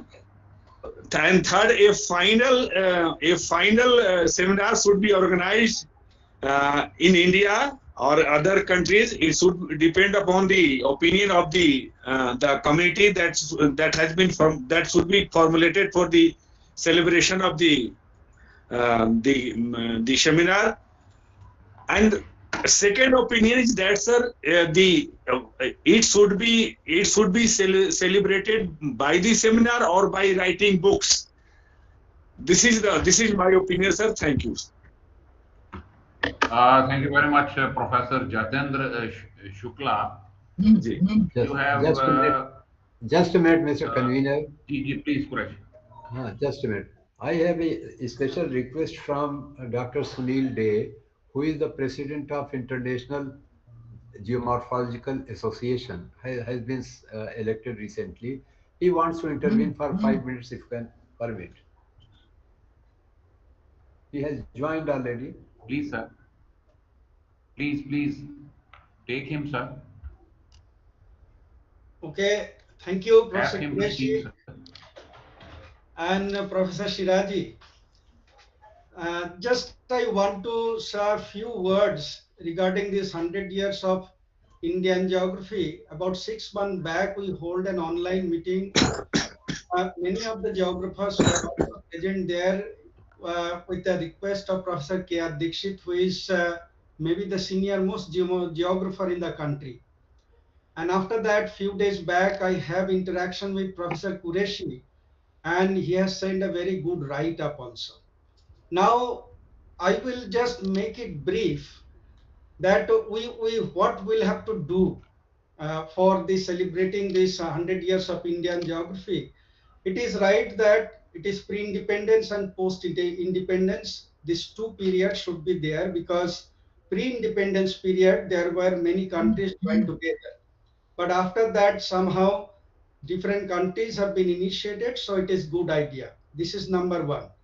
Number two, university wise, we'll have to collect database. For since the beginning of the department, if we can collect the database, it will be an individual volume. Number two, the history of Indian geography, it should be in a brief form, it should be a monograph, not only Indian geography, but also the surrounding countries, Pakistan, Nepal, Bangladesh, Sri Lanka, all the South Asian countries. So that will be number two volume. Number three volume will be that individual specialization wise, because you know in 1983 to 1987, this period, Professor R.P. Singh, he has edited several volumes. But after getting inspiration, Professor K.R. Dixit, from Professor K.R. Dixit, I have purchased all the volumes, contributions to Indian geography. And accordingly, since up to 1983, it was documented. So after 1983, we can think of it. So in that volume, of course, this pre-independence, post-independence, they tried to initiate, but it was individual papers. After all, I have seen it. So anyway, these are some of the proposals, and as per the request, if we can publish one volume of digital maps of India in different aspects. So I have concrete proposals. Number one, university-wise database. Number two, evolution of this in Indian and surrounding countries geography. Number three, then this specialization wise these volumes, and number four, one map volume. So with this, I think we can initiate the process, and after that we can organize one offline conference in any university. If nobody can, I have contacted many Delhi persons also, but many of them either they are in retirement mode or most of them have retired, and many are not interested. So if not, we can take it here also in Shillong. It's a beautiful place, beautiful weather, you can enjoy, everybody. So with these few words, I thank you again very much, Professor Qureshi and Professor Shiraji. Thank you. Thank you very much, Professor Sunil Kumar, for sharing your thoughts about the celebration. I'll just request all the participants and panelists, whatever they are suggesting us, they please pen down and then share with Professor Qureshi or Professor Devendra. So we will be able to compile all the suggestions and come up with some good ideas about the celebration. Thank you very much, Professor Sunil Kumar. Now I request the next presenter. It is Professor Shamim Ahmad Shah, Srinagar, Jammu and Kashmir. Please, Professor Shah. Thank you very much, Professor Sabdar Ali Shirazi. I think I'm audible there. Yes, you are. Yes, you're audible. Thank you so much. Professor Sabdar Ali Shirazi, coordinator and convener of the today's episode. The president of today's session, Professor Sivangam. The other distinguished geographers, Professor Quraishi are there, who has been always there for the forefront in terms of coming up with the unique ideas as such, and other distinguished geographers. It's indeed a matter of pleasure to be among the who is who of geography in the South Asia. And I think the Professor Devinder Singh should be given a credit that he started a movement, I should say, with initially trying to connect and remove the mental mapping within India. And I hope that he has taken a lead in removing that mental mapping across different South Asian countries. So we need to appreciate his efforts and other efforts by the senior colleagues. I think we, since morning, we have been deliberating on the certain aspects, how to celebrate the 100 years of geography in South Asia, I should say. Nevertheless, there are good suggestions in terms of how to celebrate it. And I think Qureshi sir's brief about how the geography has evolved in the elsewhere independent, I should say, the undivided India, for that matter, or South Asia, is phenomenal. I have a few things to put it in the context. As far as the celebration is concerned, we debated earlier also about what to be. Once we are referring to the celebrations, I think celebrations are the celebrations. We have been contributing in our own capacity in the different domains of the geography. I think this is a very, very diverse and a huge heterogeneous area where I think, as Qureshi Saab referred about the atlases, I think like the Professor Nazrul Islam referred for Bangladesh, that they have come up. Similarly, we have many atlases for India also. I think theme-based atlas is a thing which actually needs to be taken care of. Like, for example, of different areas of geography, we have around more than 34 commissions on geography, if you see the IGU point of view. So we can have a separate resource map atlas, we can have a tourism atlas. So those people who are having different diverse specializations can take up the efforts in terms of coming up with a unique kind of a work which actually should be in true sense an asset. I think one important component which we need to understand is that we have to make ourselves relevant in whatever situations we are. Irrespective of the changing scenario, we have a paradigm shift in geography also. So we should not be worried about whether the environmental studies has taken over in terms of these things.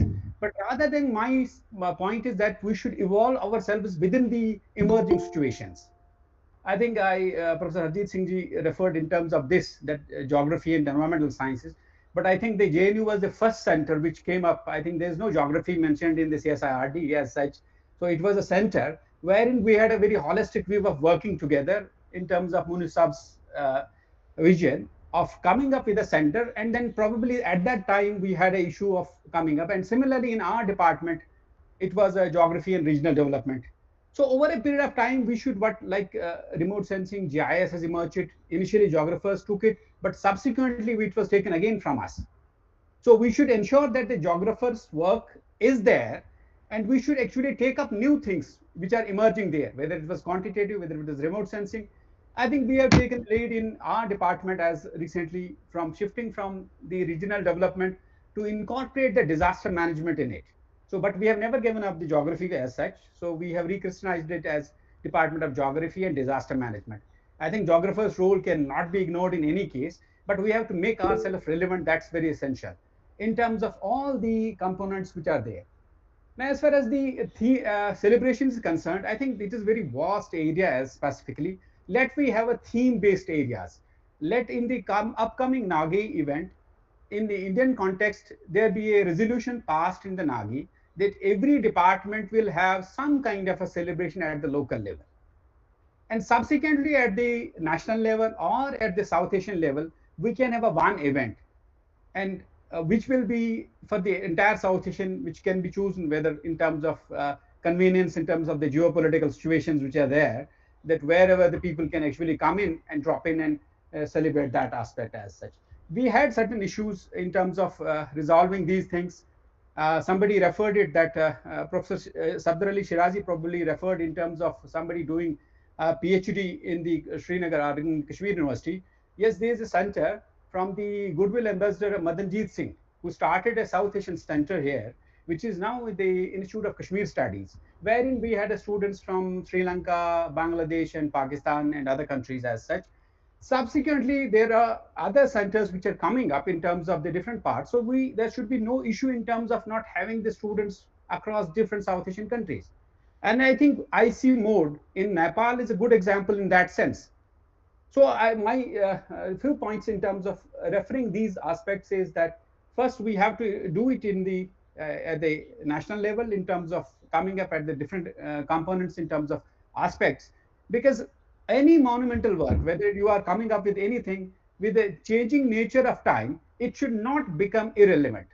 I think Qureshi Saab will bear me out, and Harjit Singh ji also will bear me out. There's a one monumental work by the Munis Saab with the Valley of Kashmir. The second volume could not come up with regard to people. I think that is still considered as the Bible as far as the geography of J&K is concerned.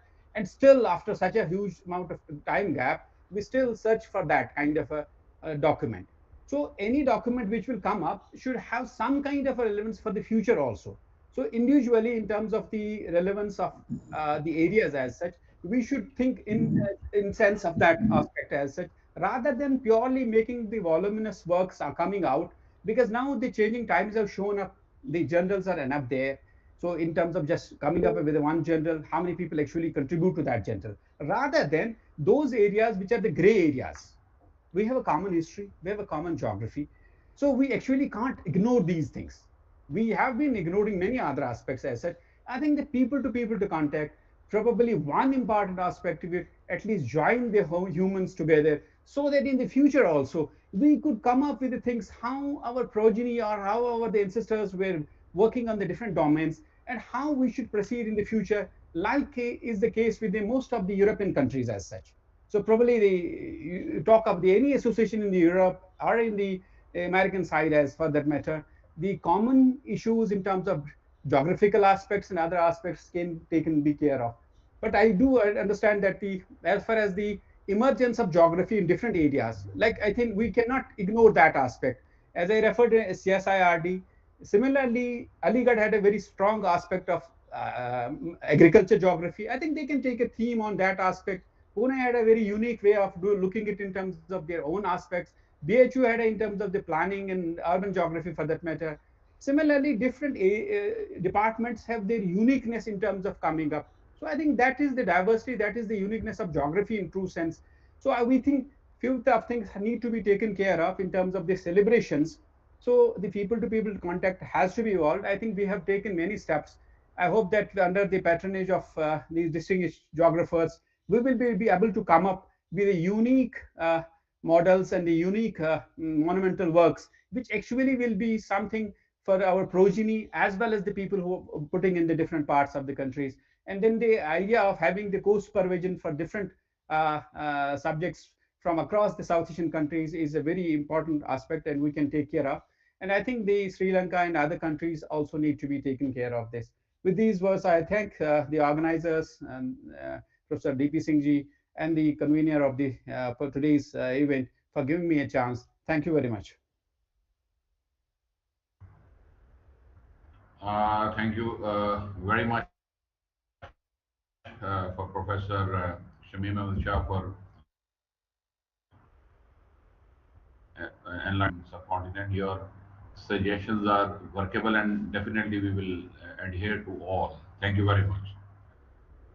Now I will request, after Professor Shamim Ahmed Shah, I will request Professor Sarfaraz Alam, Varanasi, Uttar Pradesh, India.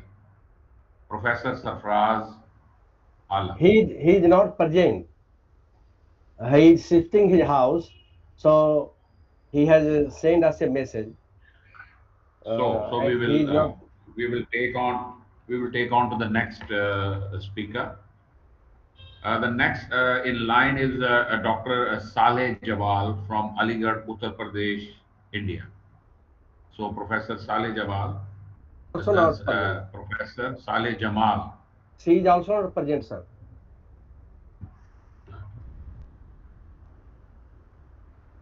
Uh, is Professor R.K. Abhay available? Yes, sir. Yes, sir. Professor R.K. Abhay, DSC, New Delhi, India. Now I'll Yes, request sir. Professor Abhay to share his views with us. Thank you, Professor Siraju, for inviting me. I thank Professor DP Singh, Professor Qureshi, and Professor Shiraji for including me in this session to put forward my suggestions on this. I think several suggestions have come up, and the great mathematician John Nash said that there are thousand solutions for a given problem. So there are hundreds of suggestions have come up, and all of them are very nice to achieve this humble attempt to celebrate our 100 years of geography.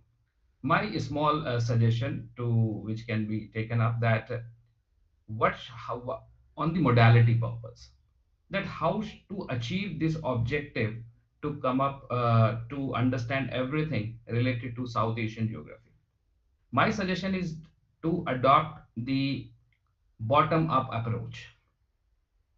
That means if you will go with reference to the literature available on different aspects of geography and geographers, you will find at the university level and the colleges level lots of information is available.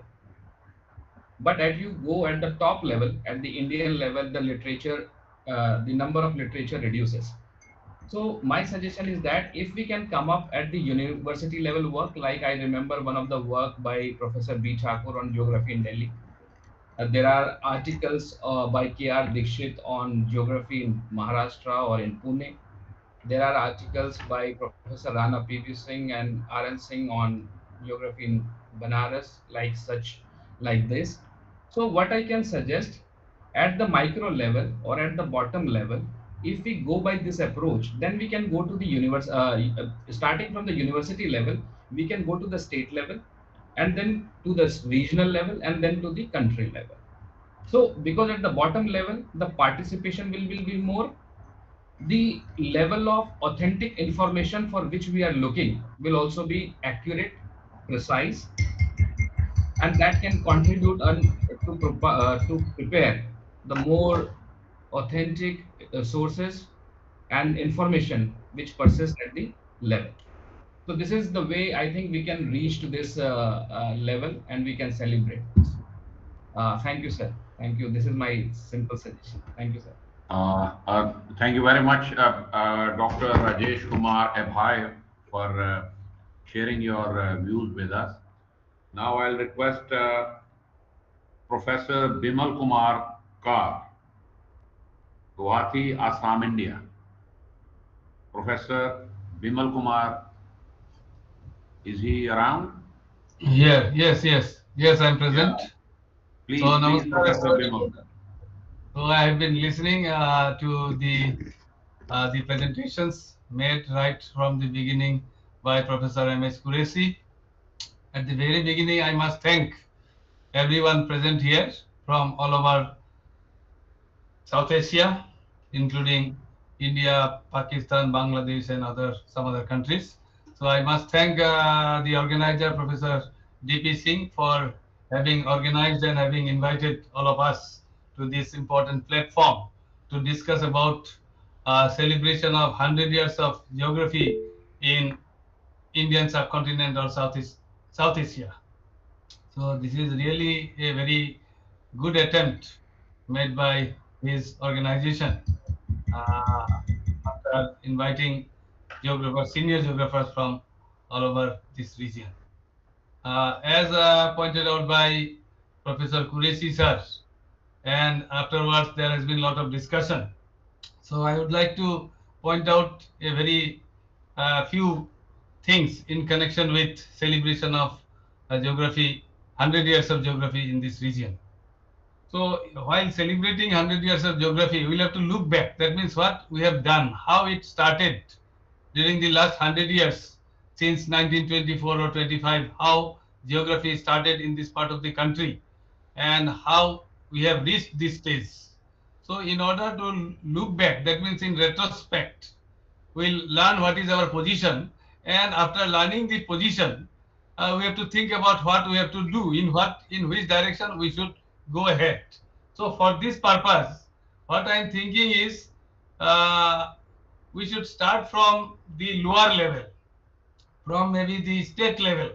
In the state level, in every state of the country or other of the country of India or other countries of South Asia, at state level, we have the universities and colleges, particularly universities, because colleges are under different universities. And also there are geographical societies or associations working in different states. So combining these societies, in some state, maybe the society may not be present. So in that case, the university can take the role. And in the state where society can take the role, the society or association can take up the looking back the development of geography in that particular state. So in that way, at state level, we can organize the celebration, what has been done during the last 100 years, and after combining the state reports, this is one of the ways pointed out by Professor Qureshi sir also. Then we can combine it into a country report. So finally, after combining all the country reports of South Asian region, we can have the total report, because we want to have the totality also. We want to have state level, that is the provincial level, then country level, then finally finally at the region, South Asian region level. So in that way, if we go and as pointed out by one of our speakers, Professor Sunil Kumar De, that the final your meeting can be held physically somewhere in India or in some other country of South Asia, as invited by Professor Sunil Kumar De, maybe in Shillong also it can be arranged. That can be the final meeting. So after having the meetings, we can slowly go for publication, I think, because step by step we do not go, and we should not be so over enthusiastic. If we want to take up lots of things together in the beginning itself, then nothing will come out. That's why I think it is better to go step by step slowly, and afterwards we can have the final your celebration for the whole of South Asian region, somewhere in any city of this region, maybe in India also. And regarding formation of Association of South Asian Geographers, also we should take time, because as I remember, there has been discussion even under the platform of IIG, Institute of Indian Geographers. In the year 2018, we had a seminar, a symposium, which was held in the Department of Geography, Guwahati University. I was the convener. In that meeting, there was discussion. We had the discussion on various issues of South Asia from the perspective of geography, and in that meeting, there was a decision to there is the need of formation of one association called Association of South Asian Geographers. So this has been very much taken up by IIG, Institute of Indian Geographers, Pune headquarters. So, therefore, in this respect, I want to say that formation of there is the need of formation of an association in the name of Association of South Asian Geographers, and under that association, definitely we can go forward to publish a journal, research journal, by that particular organization, as pointed out by my former speaker, Professor John House. So with these words, I'm hopeful that something will definitely be done, and we'll be able to do something, and it will come out rightly if we go slowly in a small way and step by step procedures or method. Thank you very much for giving me this. Thank you, Professor Bimal Kumarkar, for suggesting good ways to celebrate 100 years of geography in South Asia. Now I'll request the next speaker, Professor Role Kanchan from Vadodara, Gujarat, India. Professor Role Kanchan. Good afternoon, Kanchan, sir. Kanchan rather, sorry. Role Kanchan. Kanchan. I'm Roli Kanchan. I'm Roli Kanchan. I'm working here in MS University of Baroda, Gujarat. Good afternoon, everyone. And I have just a brief suggestion. And the point is that why not see South Asia as a geographical region rather than Pakistan, India, Bangladesh. And in this connection, earlier some works were taken, like Dudley Stamp had worked on India, which included Pakistan or Bangladesh, or like Schwarzberg's historical atlas, or Farmer has also worked on the South Asia as a region. And the last which I have come across is the Cambridge Encyclopedia, which has been prepared by Robinson. So we can see South Asia again as a geographical region, because there is lot of connection in terms of physiography also, or the drainage pattern also. And we prepare a book on it, and this can be taught across all the South Asian countries, whether it is Afghanistan, Pakistan, India, Bangladesh, or Myanmar. And then we can teach this as a paper like Geography of South Asia. That is my humble request, and not as a political unit which has been created, unfortunately. That is all what I have to my mind, besides other things. Thank you. Thank you. So you're continuing, madam? No, no, sorry, sir. My point is over. Thank you very much, Professor Kanchan, for socio-cultural traits all make it a Drainage single, pattern. yes, drainage pattern, everything, even the culture. So it is a geographical region, but at the same time, we cannot ignore the realities that region has been divided into a number of countries. So your point is well taken. That we shall study South Asia, or the celebrations are to be celebrated as far as taking South Asia as a region, and that we will see. And thank you very much, Dr. Kanchan. Now our next speaker is Professor Vrind Nagrale. He is from Pune, Maharashtra, India. So please, Professor Present, sir. Virendra Nagarle. He is not present.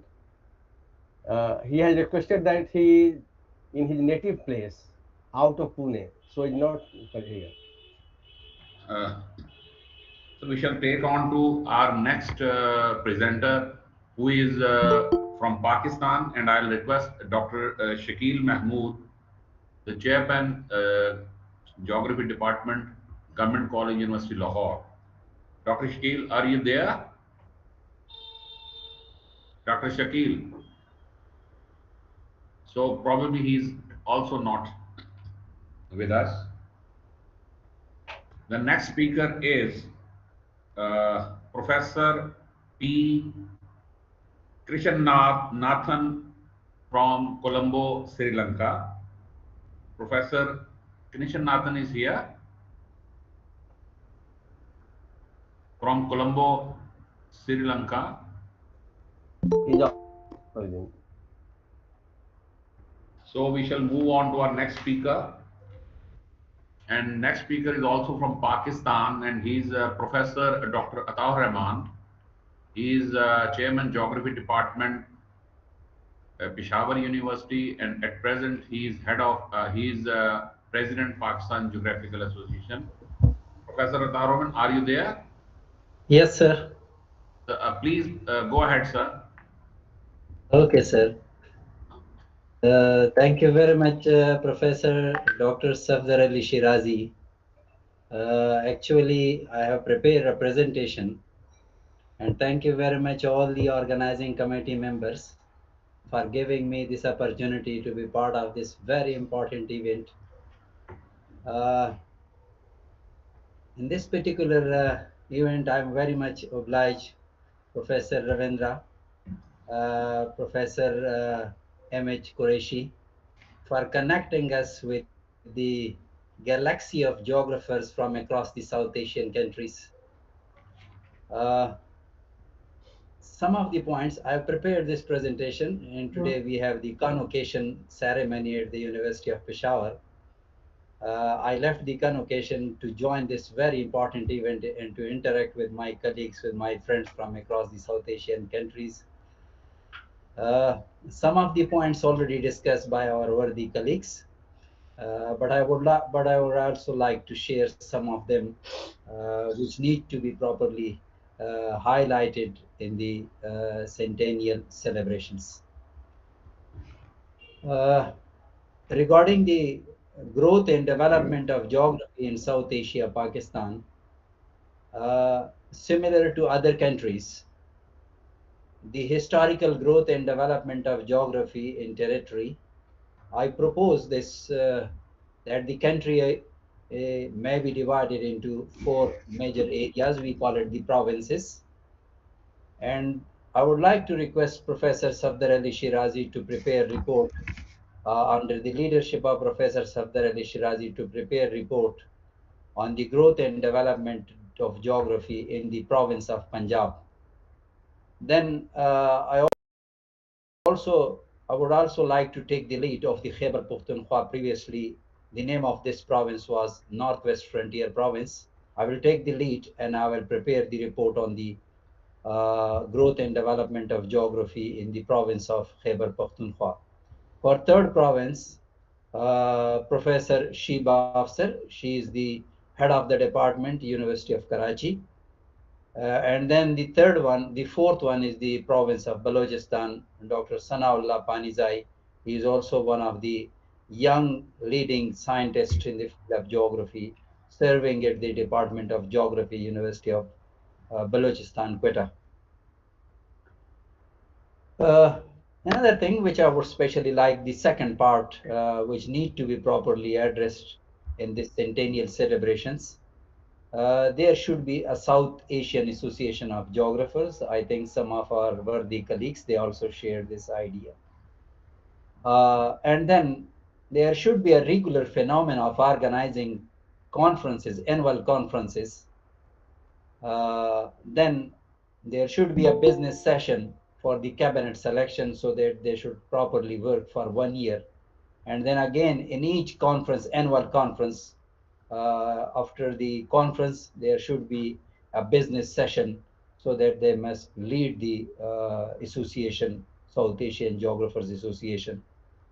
Then compile a volume on the growth and development of geography. This is very important part that need to be properly addressed in the South Asian Geographers Association, particularly the eminent geographers.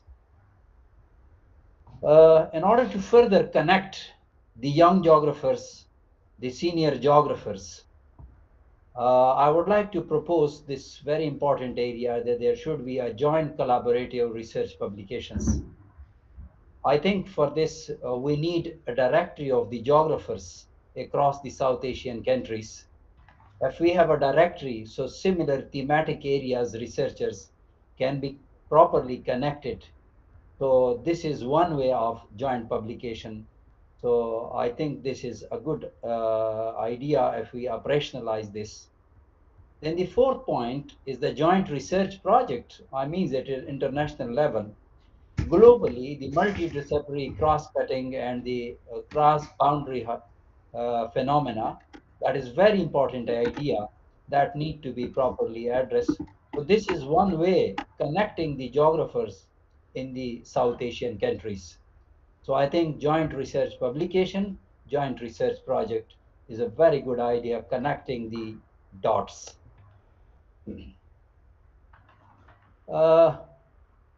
The fifth point, which I would like to share, that is the curriculum committee for standard and uniform curricula.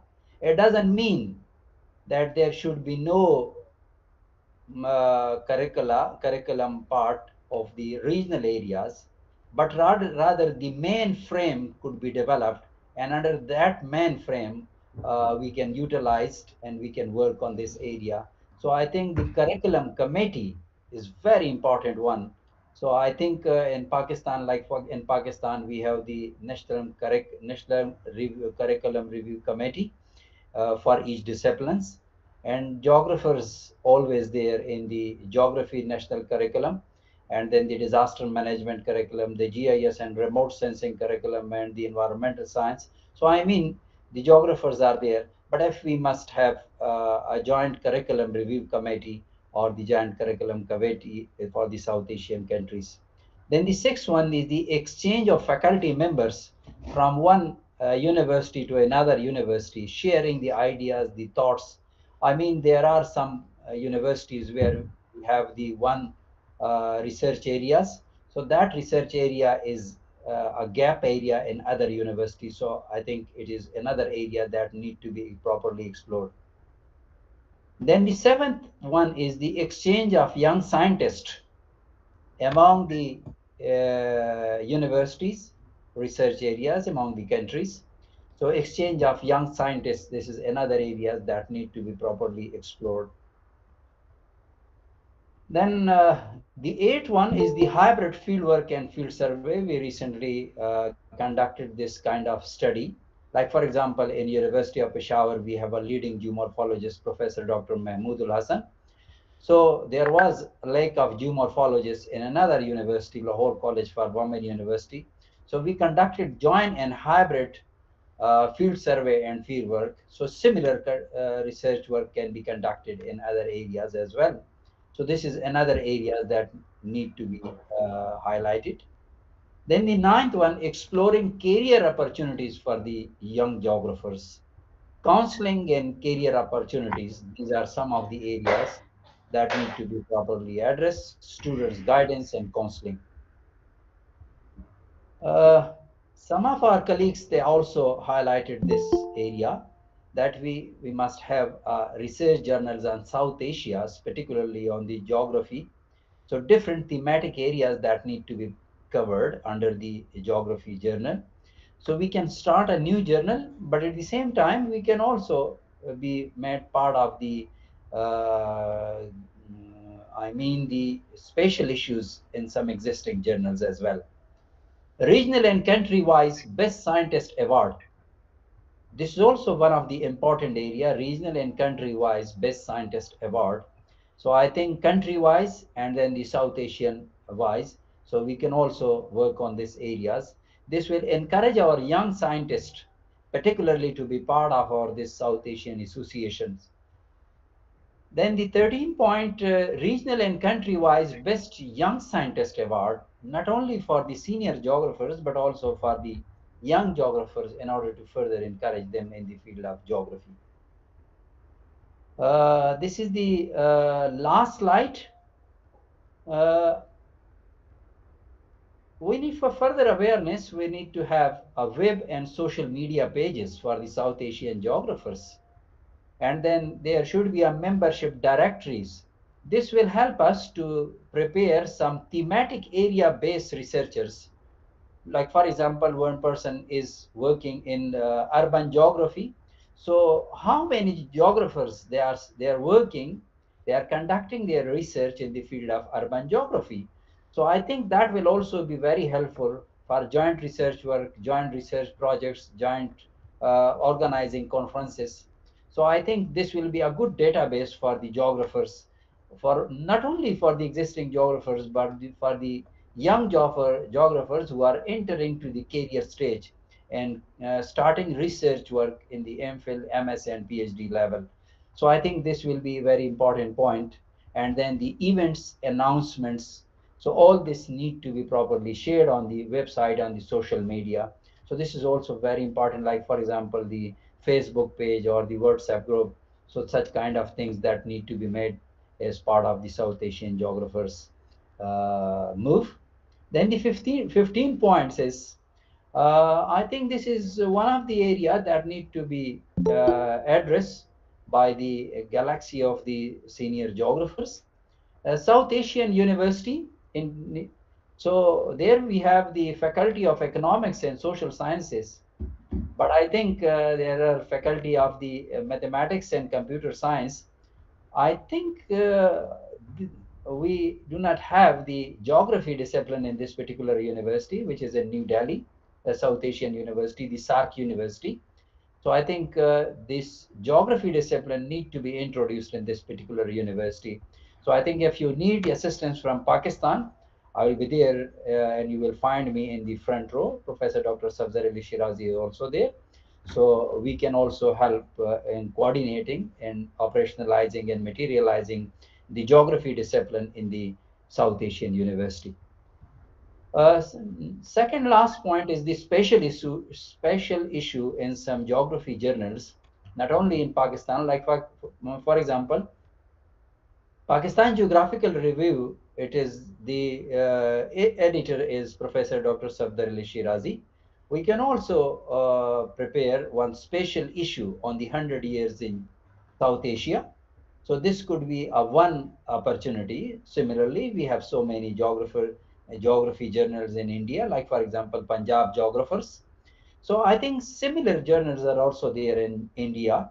So we can also publish special issues under the leadership of Professor Devendra and Professor M.H. Qureshi.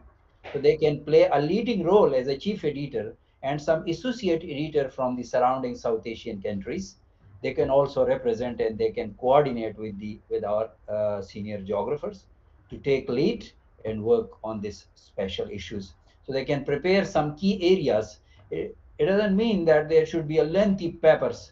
So brief papers, maybe 2 pages, 3 pages, but some thematic areas that need to be addressed in that the special issues. And then 17th, very important point is the vision plan.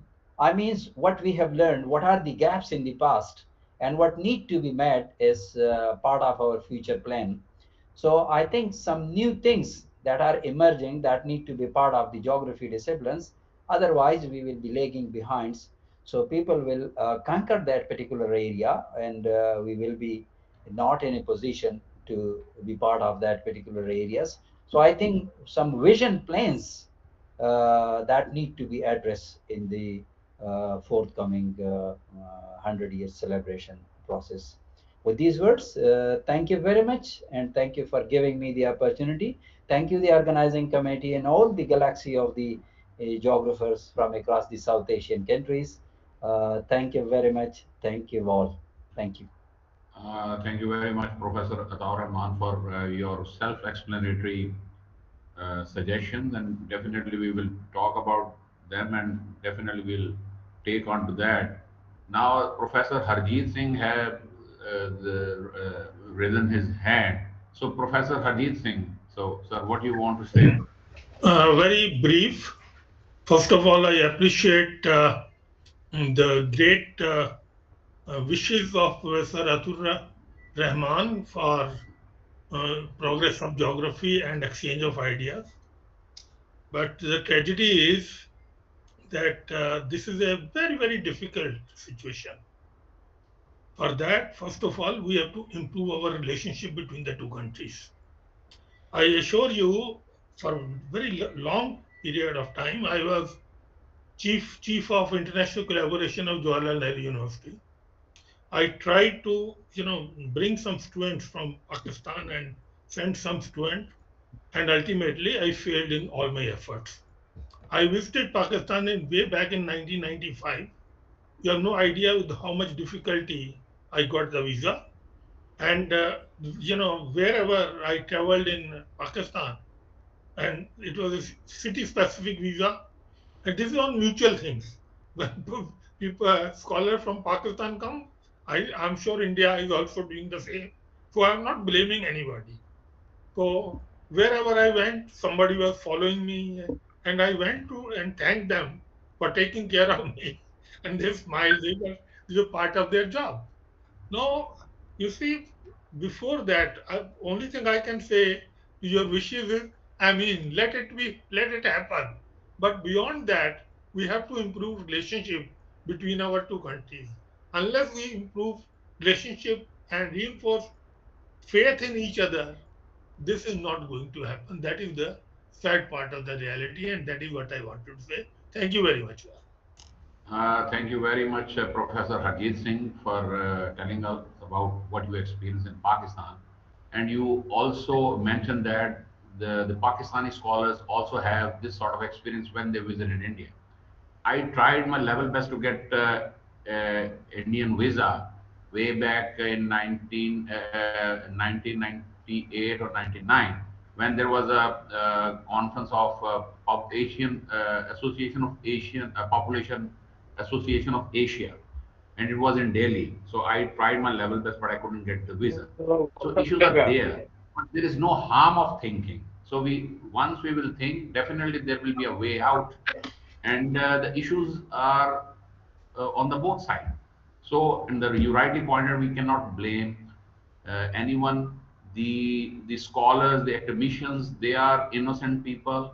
They have no bad intention when they are visiting each other's country. The the geographer purpose is just to see things around and the explore the geography of each other's country. So thank you very much for Harjeet Singh and Professor Ataur Rahman. Thank you. We shall move on to the next speaker now. We have with us Professor Nasreen Rafiq, Dhaka University, Bangladesh. Professor Nasreen Rafiq Saiba, is she around? Yes, she is here. Professor Nasreen Rafiq. Ji, please. Yours. Yes, I'm here. Thank you. Should I start now? Unmute, please. Yes, Unmute. you can, please.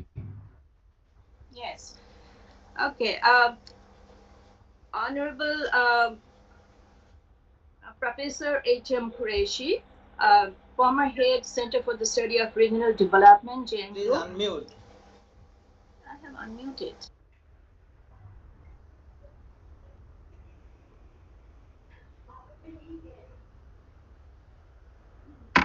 No, she was audible.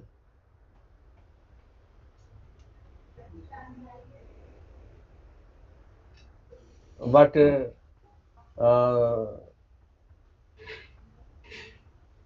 she has been disconnected and she is trying to rejoin. She is trying to rejoin. Yes, yes. Surendra बाबू समय देख लीजिए. Nasreen Rafiq. Sir, please have patience. She may have connectivity issue, sir. We can wait for a while, or we shall switch on to another speaker. No, see, now she is here. She can.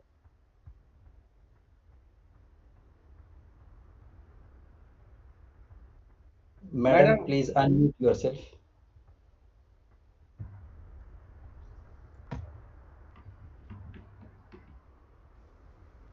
Hello? Please, go ahead, please. Okay.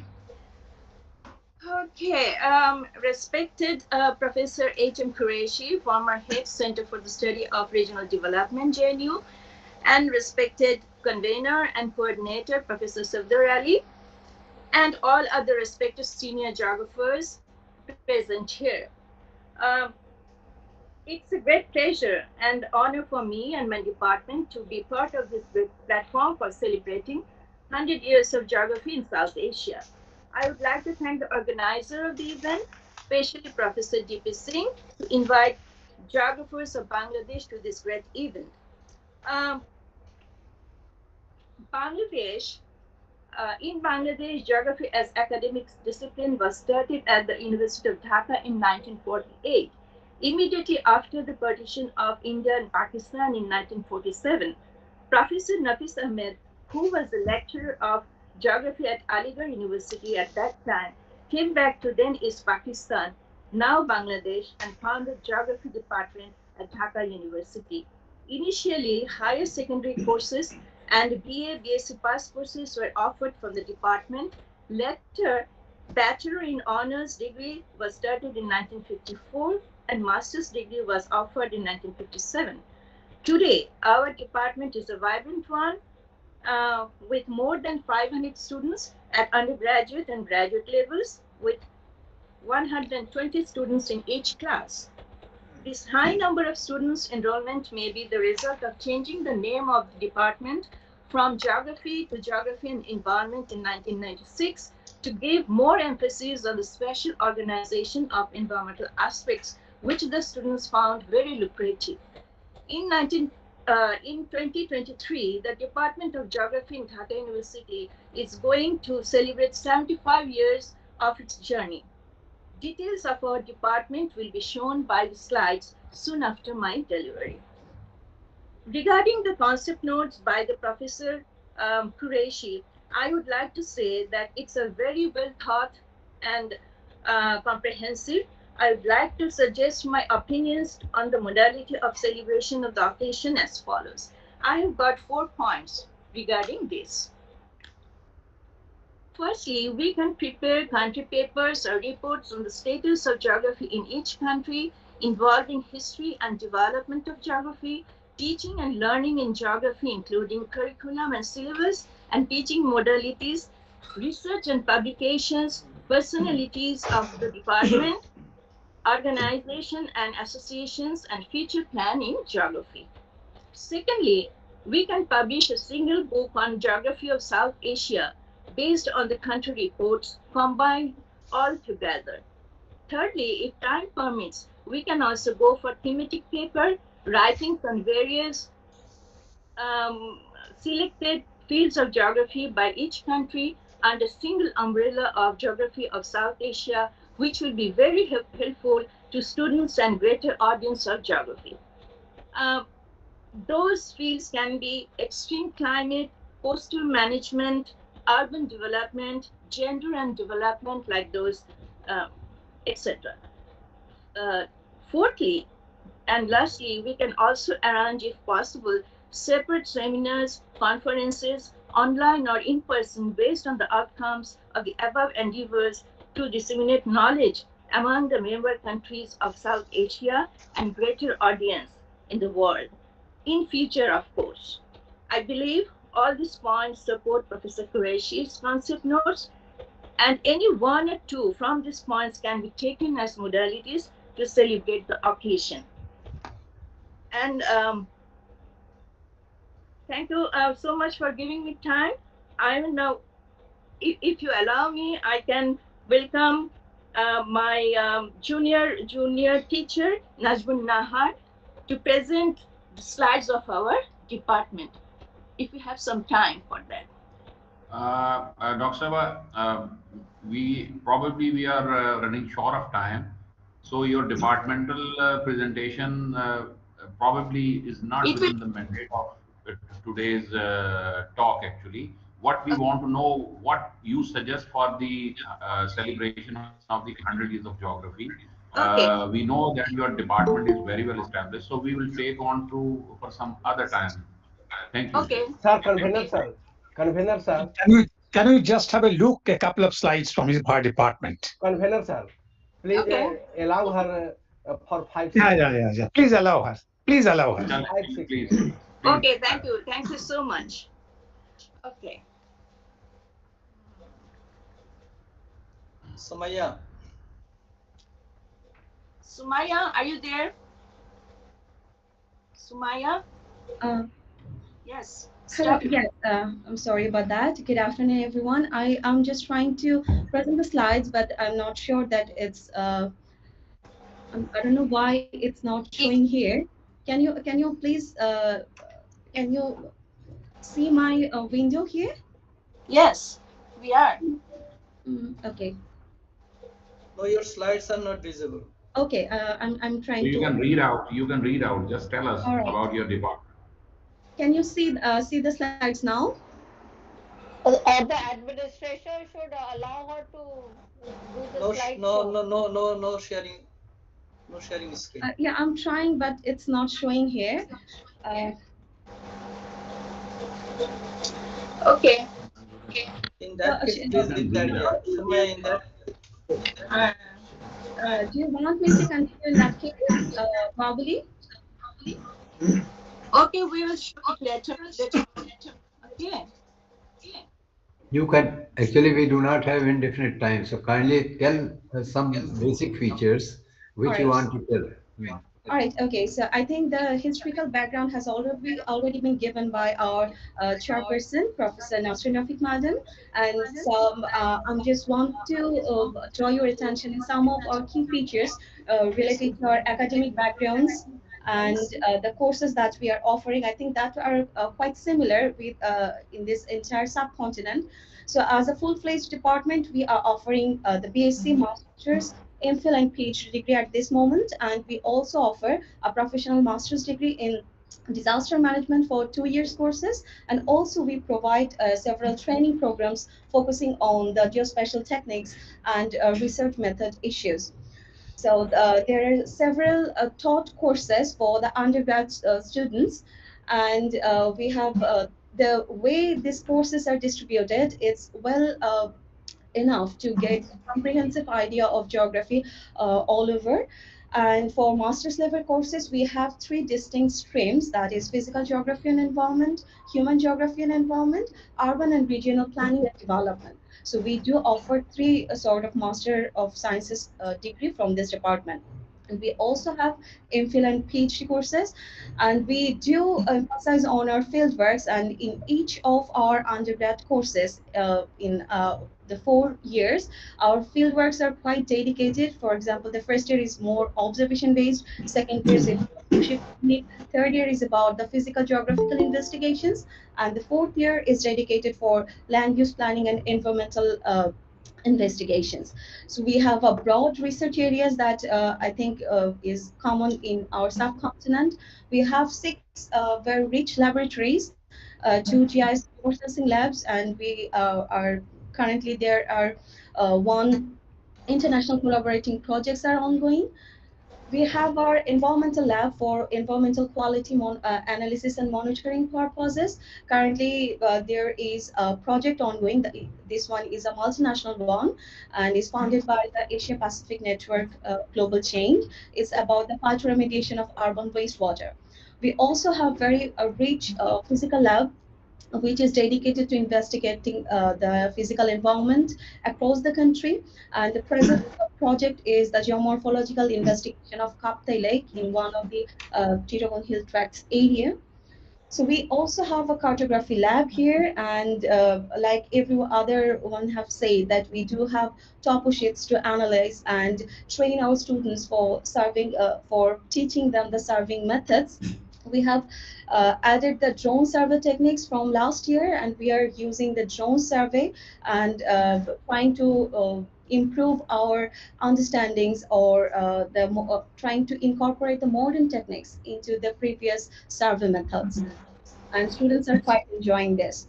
We have also another lab for dedicated for the urban dynamic study, and that is Urban Studio, and it's also conducting a research project on the local level adaptation of climate IDPs in Dhaka metropolitan region. We have a dedicated research unit, which is coastal research unit, that focuses on conducting studies in the coastal belt of Bangladesh. And we have the very first disaster training research and management center in Bangladesh. It was established in 1989, and on regular basis, it produces a newsletter. It provides research grants to conduct disaster-related research, arrange seminars and trainings. We are also happy that the Forum for Geographers in Bangladesh is the Bangladesh Geographical Society, and the department is the acts as the headquarter for this BGS. And I think you all know that the BGS all regularly publish the journal named Oriental Geographer, and since 2001, it is already published. Thank you, Ms. Sumaya. You have very comprehensively shared the information about your department. Thank you very much for your time. Thank you. We shall move on to the next speaker. The next speaker is Professor L. Manawadu, Colombo, Sri Lanka. Is he around? Sure. Manawadu?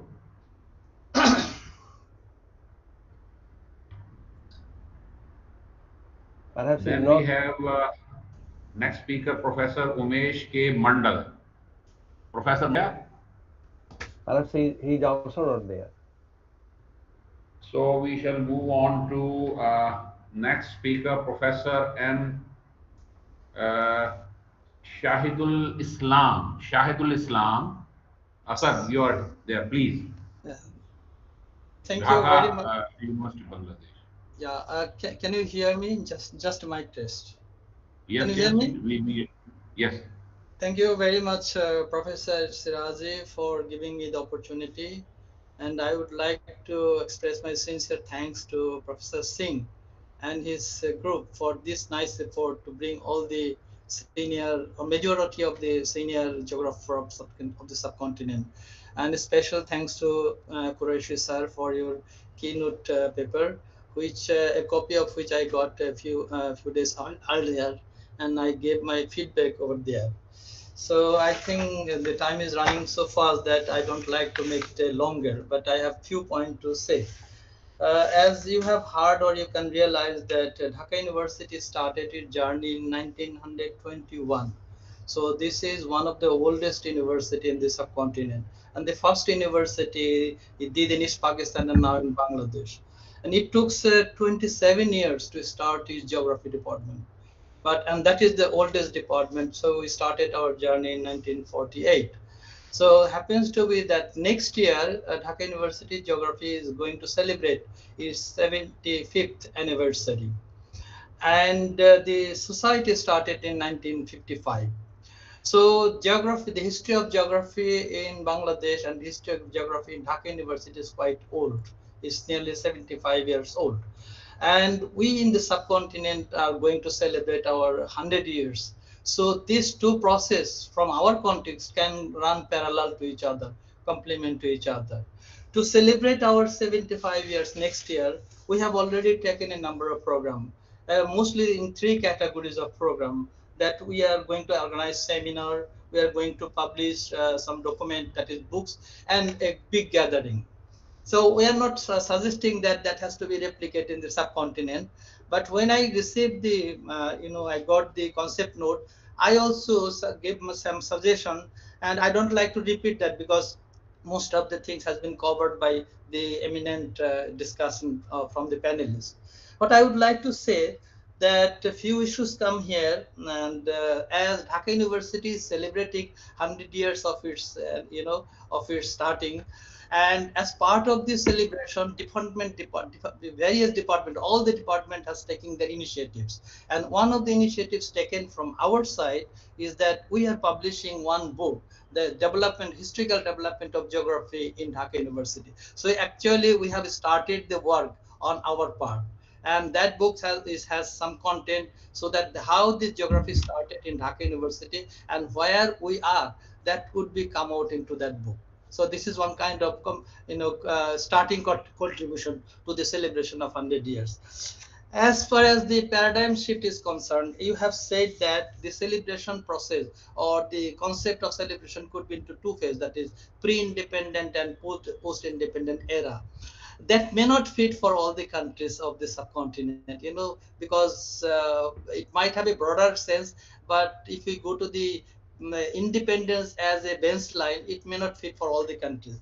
If we think about the paradigm shift, in our Bangladesh geography, there has been a dramatic change in 1960s. I don't know how to evaluate that 16. Until 1996, all the department has the name of geography, Department of Geography. But in 1996, Dhaka University Geography renamed its Department of Geography and Environment.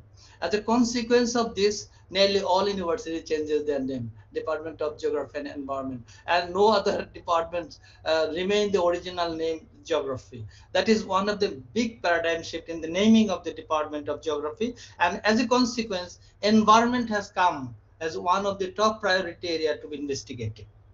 I don't like to go further details, but I just want to say that if some sort of even face-to-face meeting is arranged, there might not be some difficult position as mentioned by other part, particularly as I learned from that India, Pakistan. I think Bangladesh is now in a little bit softer position, in a mild place, because we do not have so much hurdles to shift from one country to another. And many of our students are going to India for their higher education, and many of the colleagues from India is coming and visiting Bangladesh. So we are in a little bit better position whenever we context about the movement of academic movement among these South Asian countries. Uh, I should mention one point, and I should say that we must use the IT support and the development of modern technology for disseminating idea and expand our networking. For example, this is the 29th episode. So I attended in 28th episode, but I missed 27th episode because I was not in the network. So it is the time to develop our network and to expand our network, to build our network. We can start one web page and we can go our social media, LinkedIn and other media, so that if we can be connected through this media, our network will be further bigger and the celebration will be more vibrant.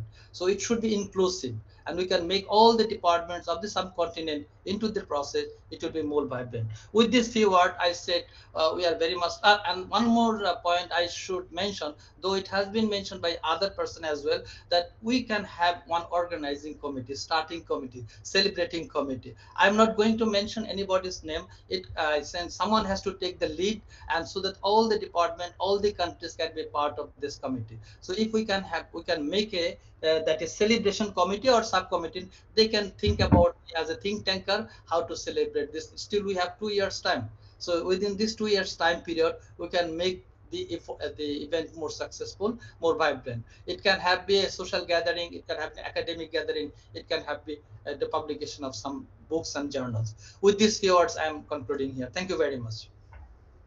Thank you very much, Professor Professor Shahidul Islam, for your comprehensive suggestions.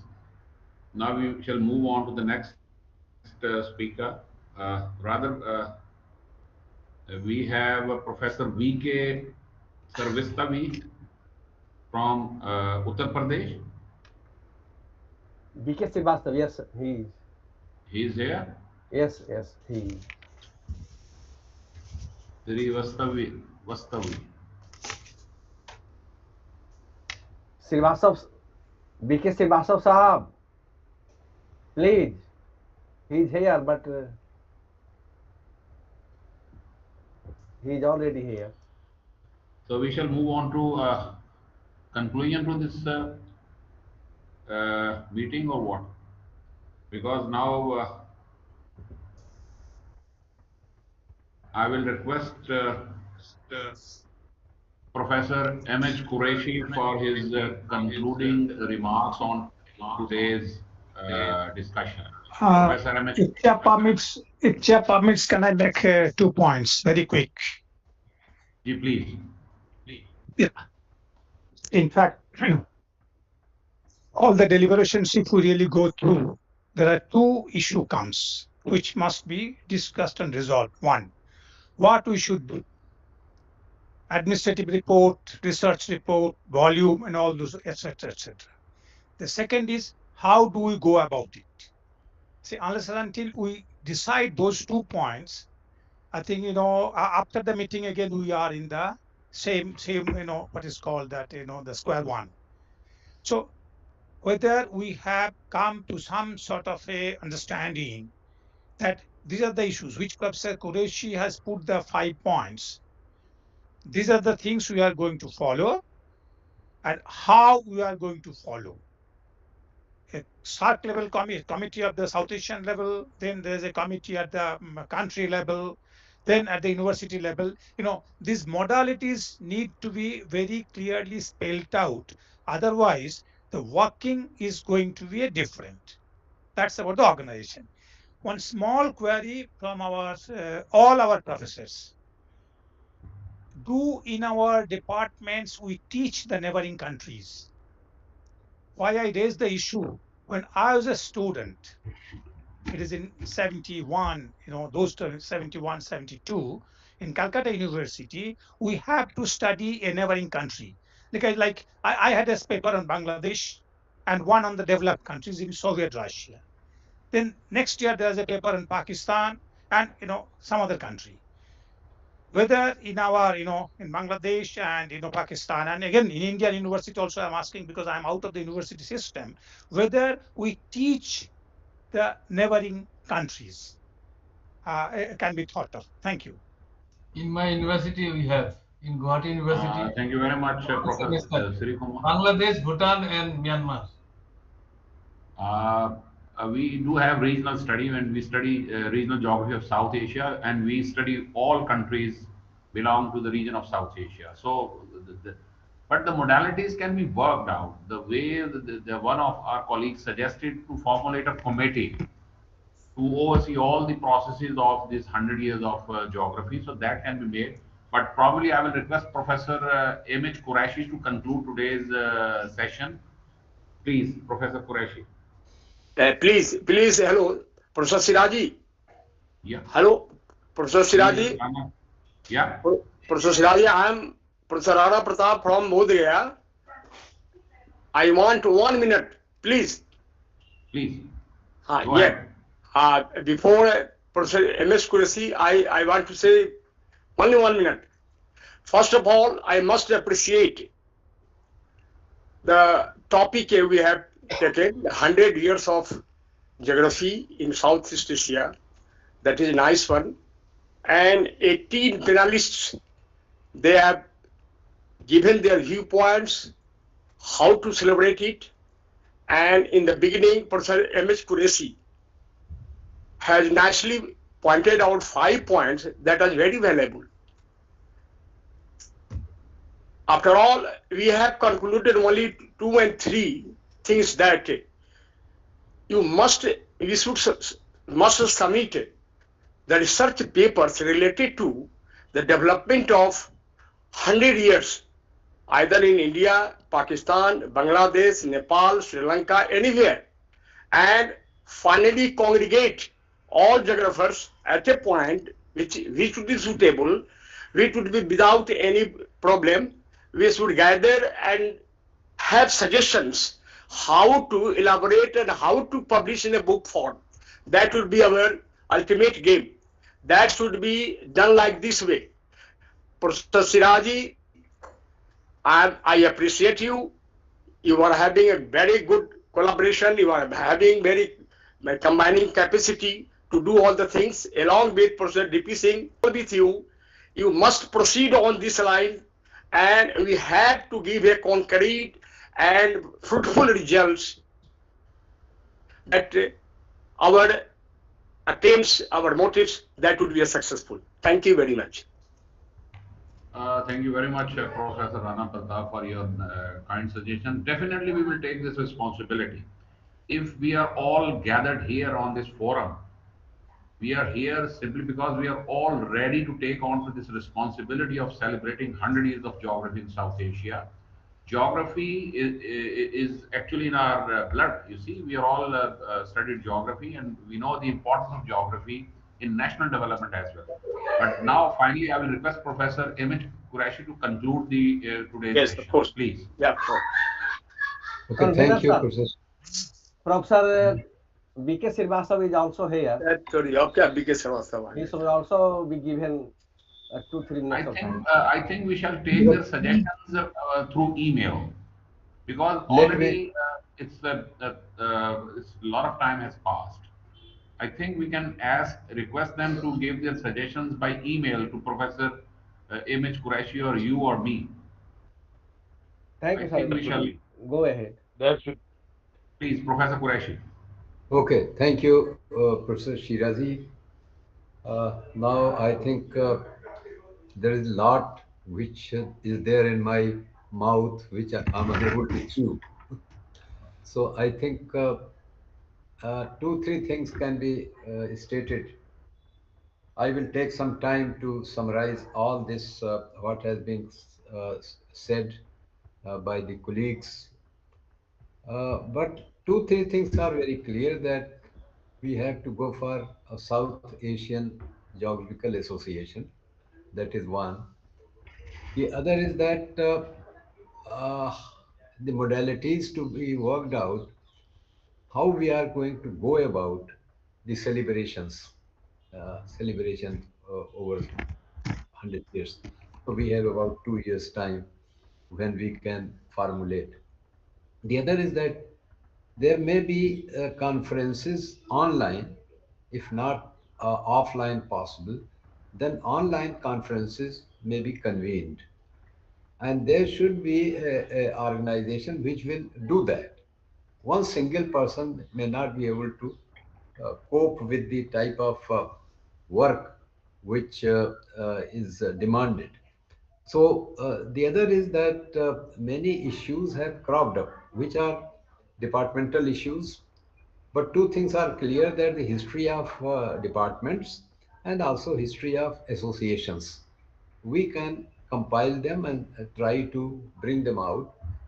The third is that the contributors and the elders of geography who have contributed to geography in the South Asia, as well as the foreign scholars who have written about Indian geography. So these are some of the things which have crystallized, but I will take some time to convey whatever has been said with and convey to Dr. DP Singh, who will be able to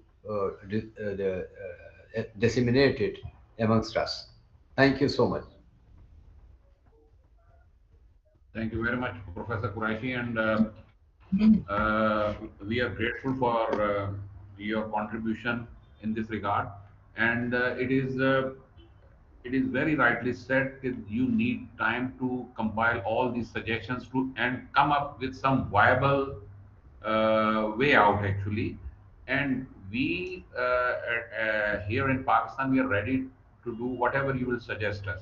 Whatever you have suggested, we shall start working on. The way Professor Ataur Rahman suggests, we'll start working on to our provincial level, and we'll start collecting information about the development of geography, the development of the departments, and obviously the prominent geographers from Punjab, Sindh, Balochistan, and Khyber Pakhtunkhwa. So that we will do, and I will definitely talk to Professor Ataur Rahman after this meeting. Thank you very much, Professor. Now I'll request Professor Nasreen Rafiq Sahiba from Dhaka, Bangladesh, to for the presentation. Sorry. Now I'll request Professor Dravind Prasad Singh for any announcement if he has. Professor. Yes, sir. Thank you very much, sir. As Professor M.H. Qureshi Sahab has told, I was also requested Professor Ras Bihari Prasad Singh to note all the things which has been raised, and Professor Ras Bihari Prasad Singh will be also give us a note for the next meeting, and for a final decision we may meet on 30th of December this year to finalize the modalities as per suggested by our learned scholars from different part of the region. So RBP Singh has also been requested to prepare a note, and as Professor Qureshi Sahab will give us the document, we will compile it and circulate to you all for a final decision in the next meeting on 30th of December this year. And we are also publishing several volumes, at least 4 volumes we are going to publish very soon, related to the founders and makers of modern geography in India. We also have a team under the convenership of Professor Virendra Kumar Srivastav, which is writing the history of geography of Indian universities. And we have 14 action groups, and all the action groups are working on different topics. And we have also discussed with Professor Janna and Professor Sabista Bilasa Rao Chauban for bringing out at least a news bulletin. And Professor Sabista Rao Chauhan has perhaps talked to Professor Sadhana Deshpande of Nagpur to spare her time for organizing and managing the news bulletin firstly, it will be online.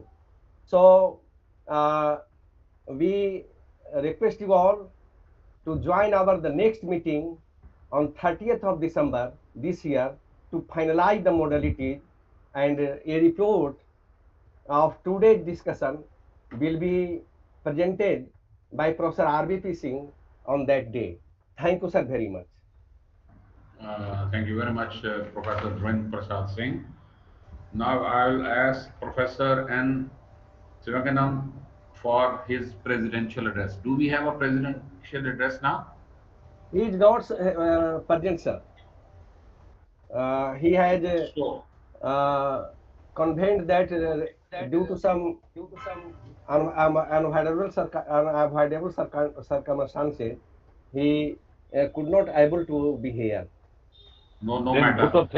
Now I will request Dr. Rashmi Roy for her vote of thanks. Rashmi Roy. Honorable Chief Guest, present excellencies, and all the participants. I thank the organizing committee for giving me the opportunity to express my gratitude on this special day. It is actually the big day for us because today we have hosted a huge association of geographers in South Asia. More than 25 prominent geographers from different geographical space of South Asia have joined us. So this is a huge success in itself.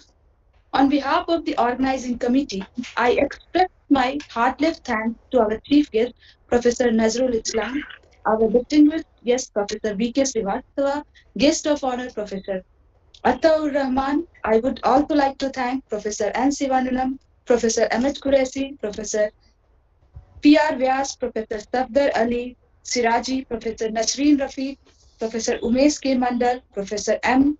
Shahidul Islam, Professor K. Kumaraswamy, Dr. S. Chattopadhyay, Professor R.S. Yadava, Professor Savismita Chavan, Professor Salaluddin Qureshi, Professor N.C. Jana, Professor Jitendra Shukla, Professor Sameem Ahmad Shah, Professor A.R. Siddiqui, Dr. A.K.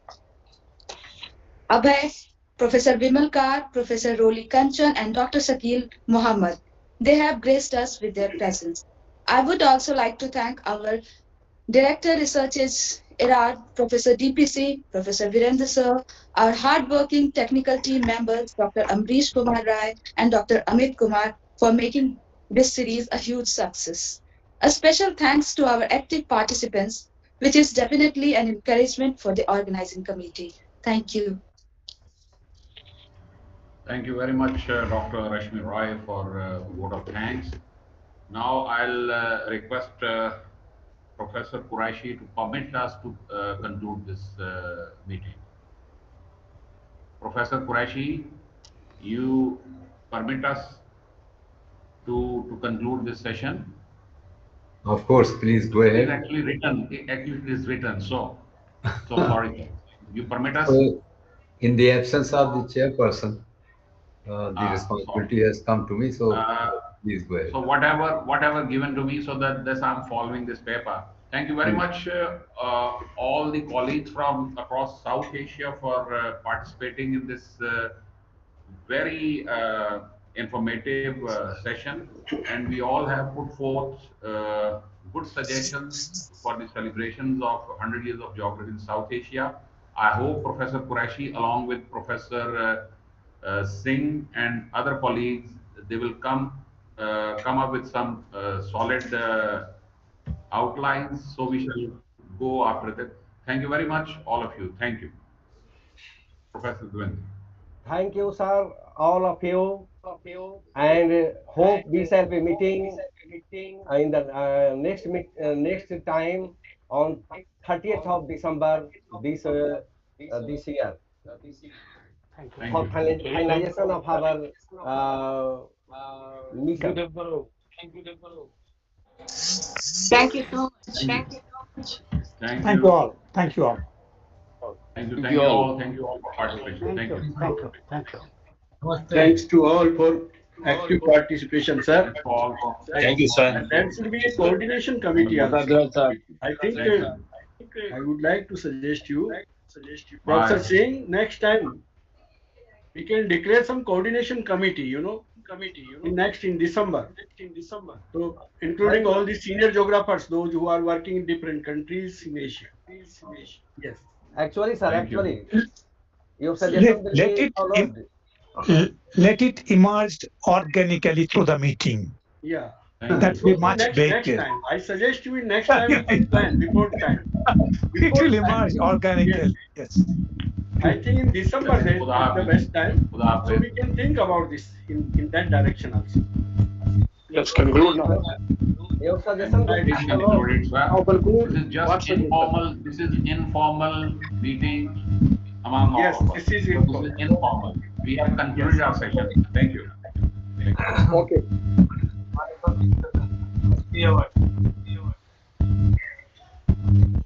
Thank you.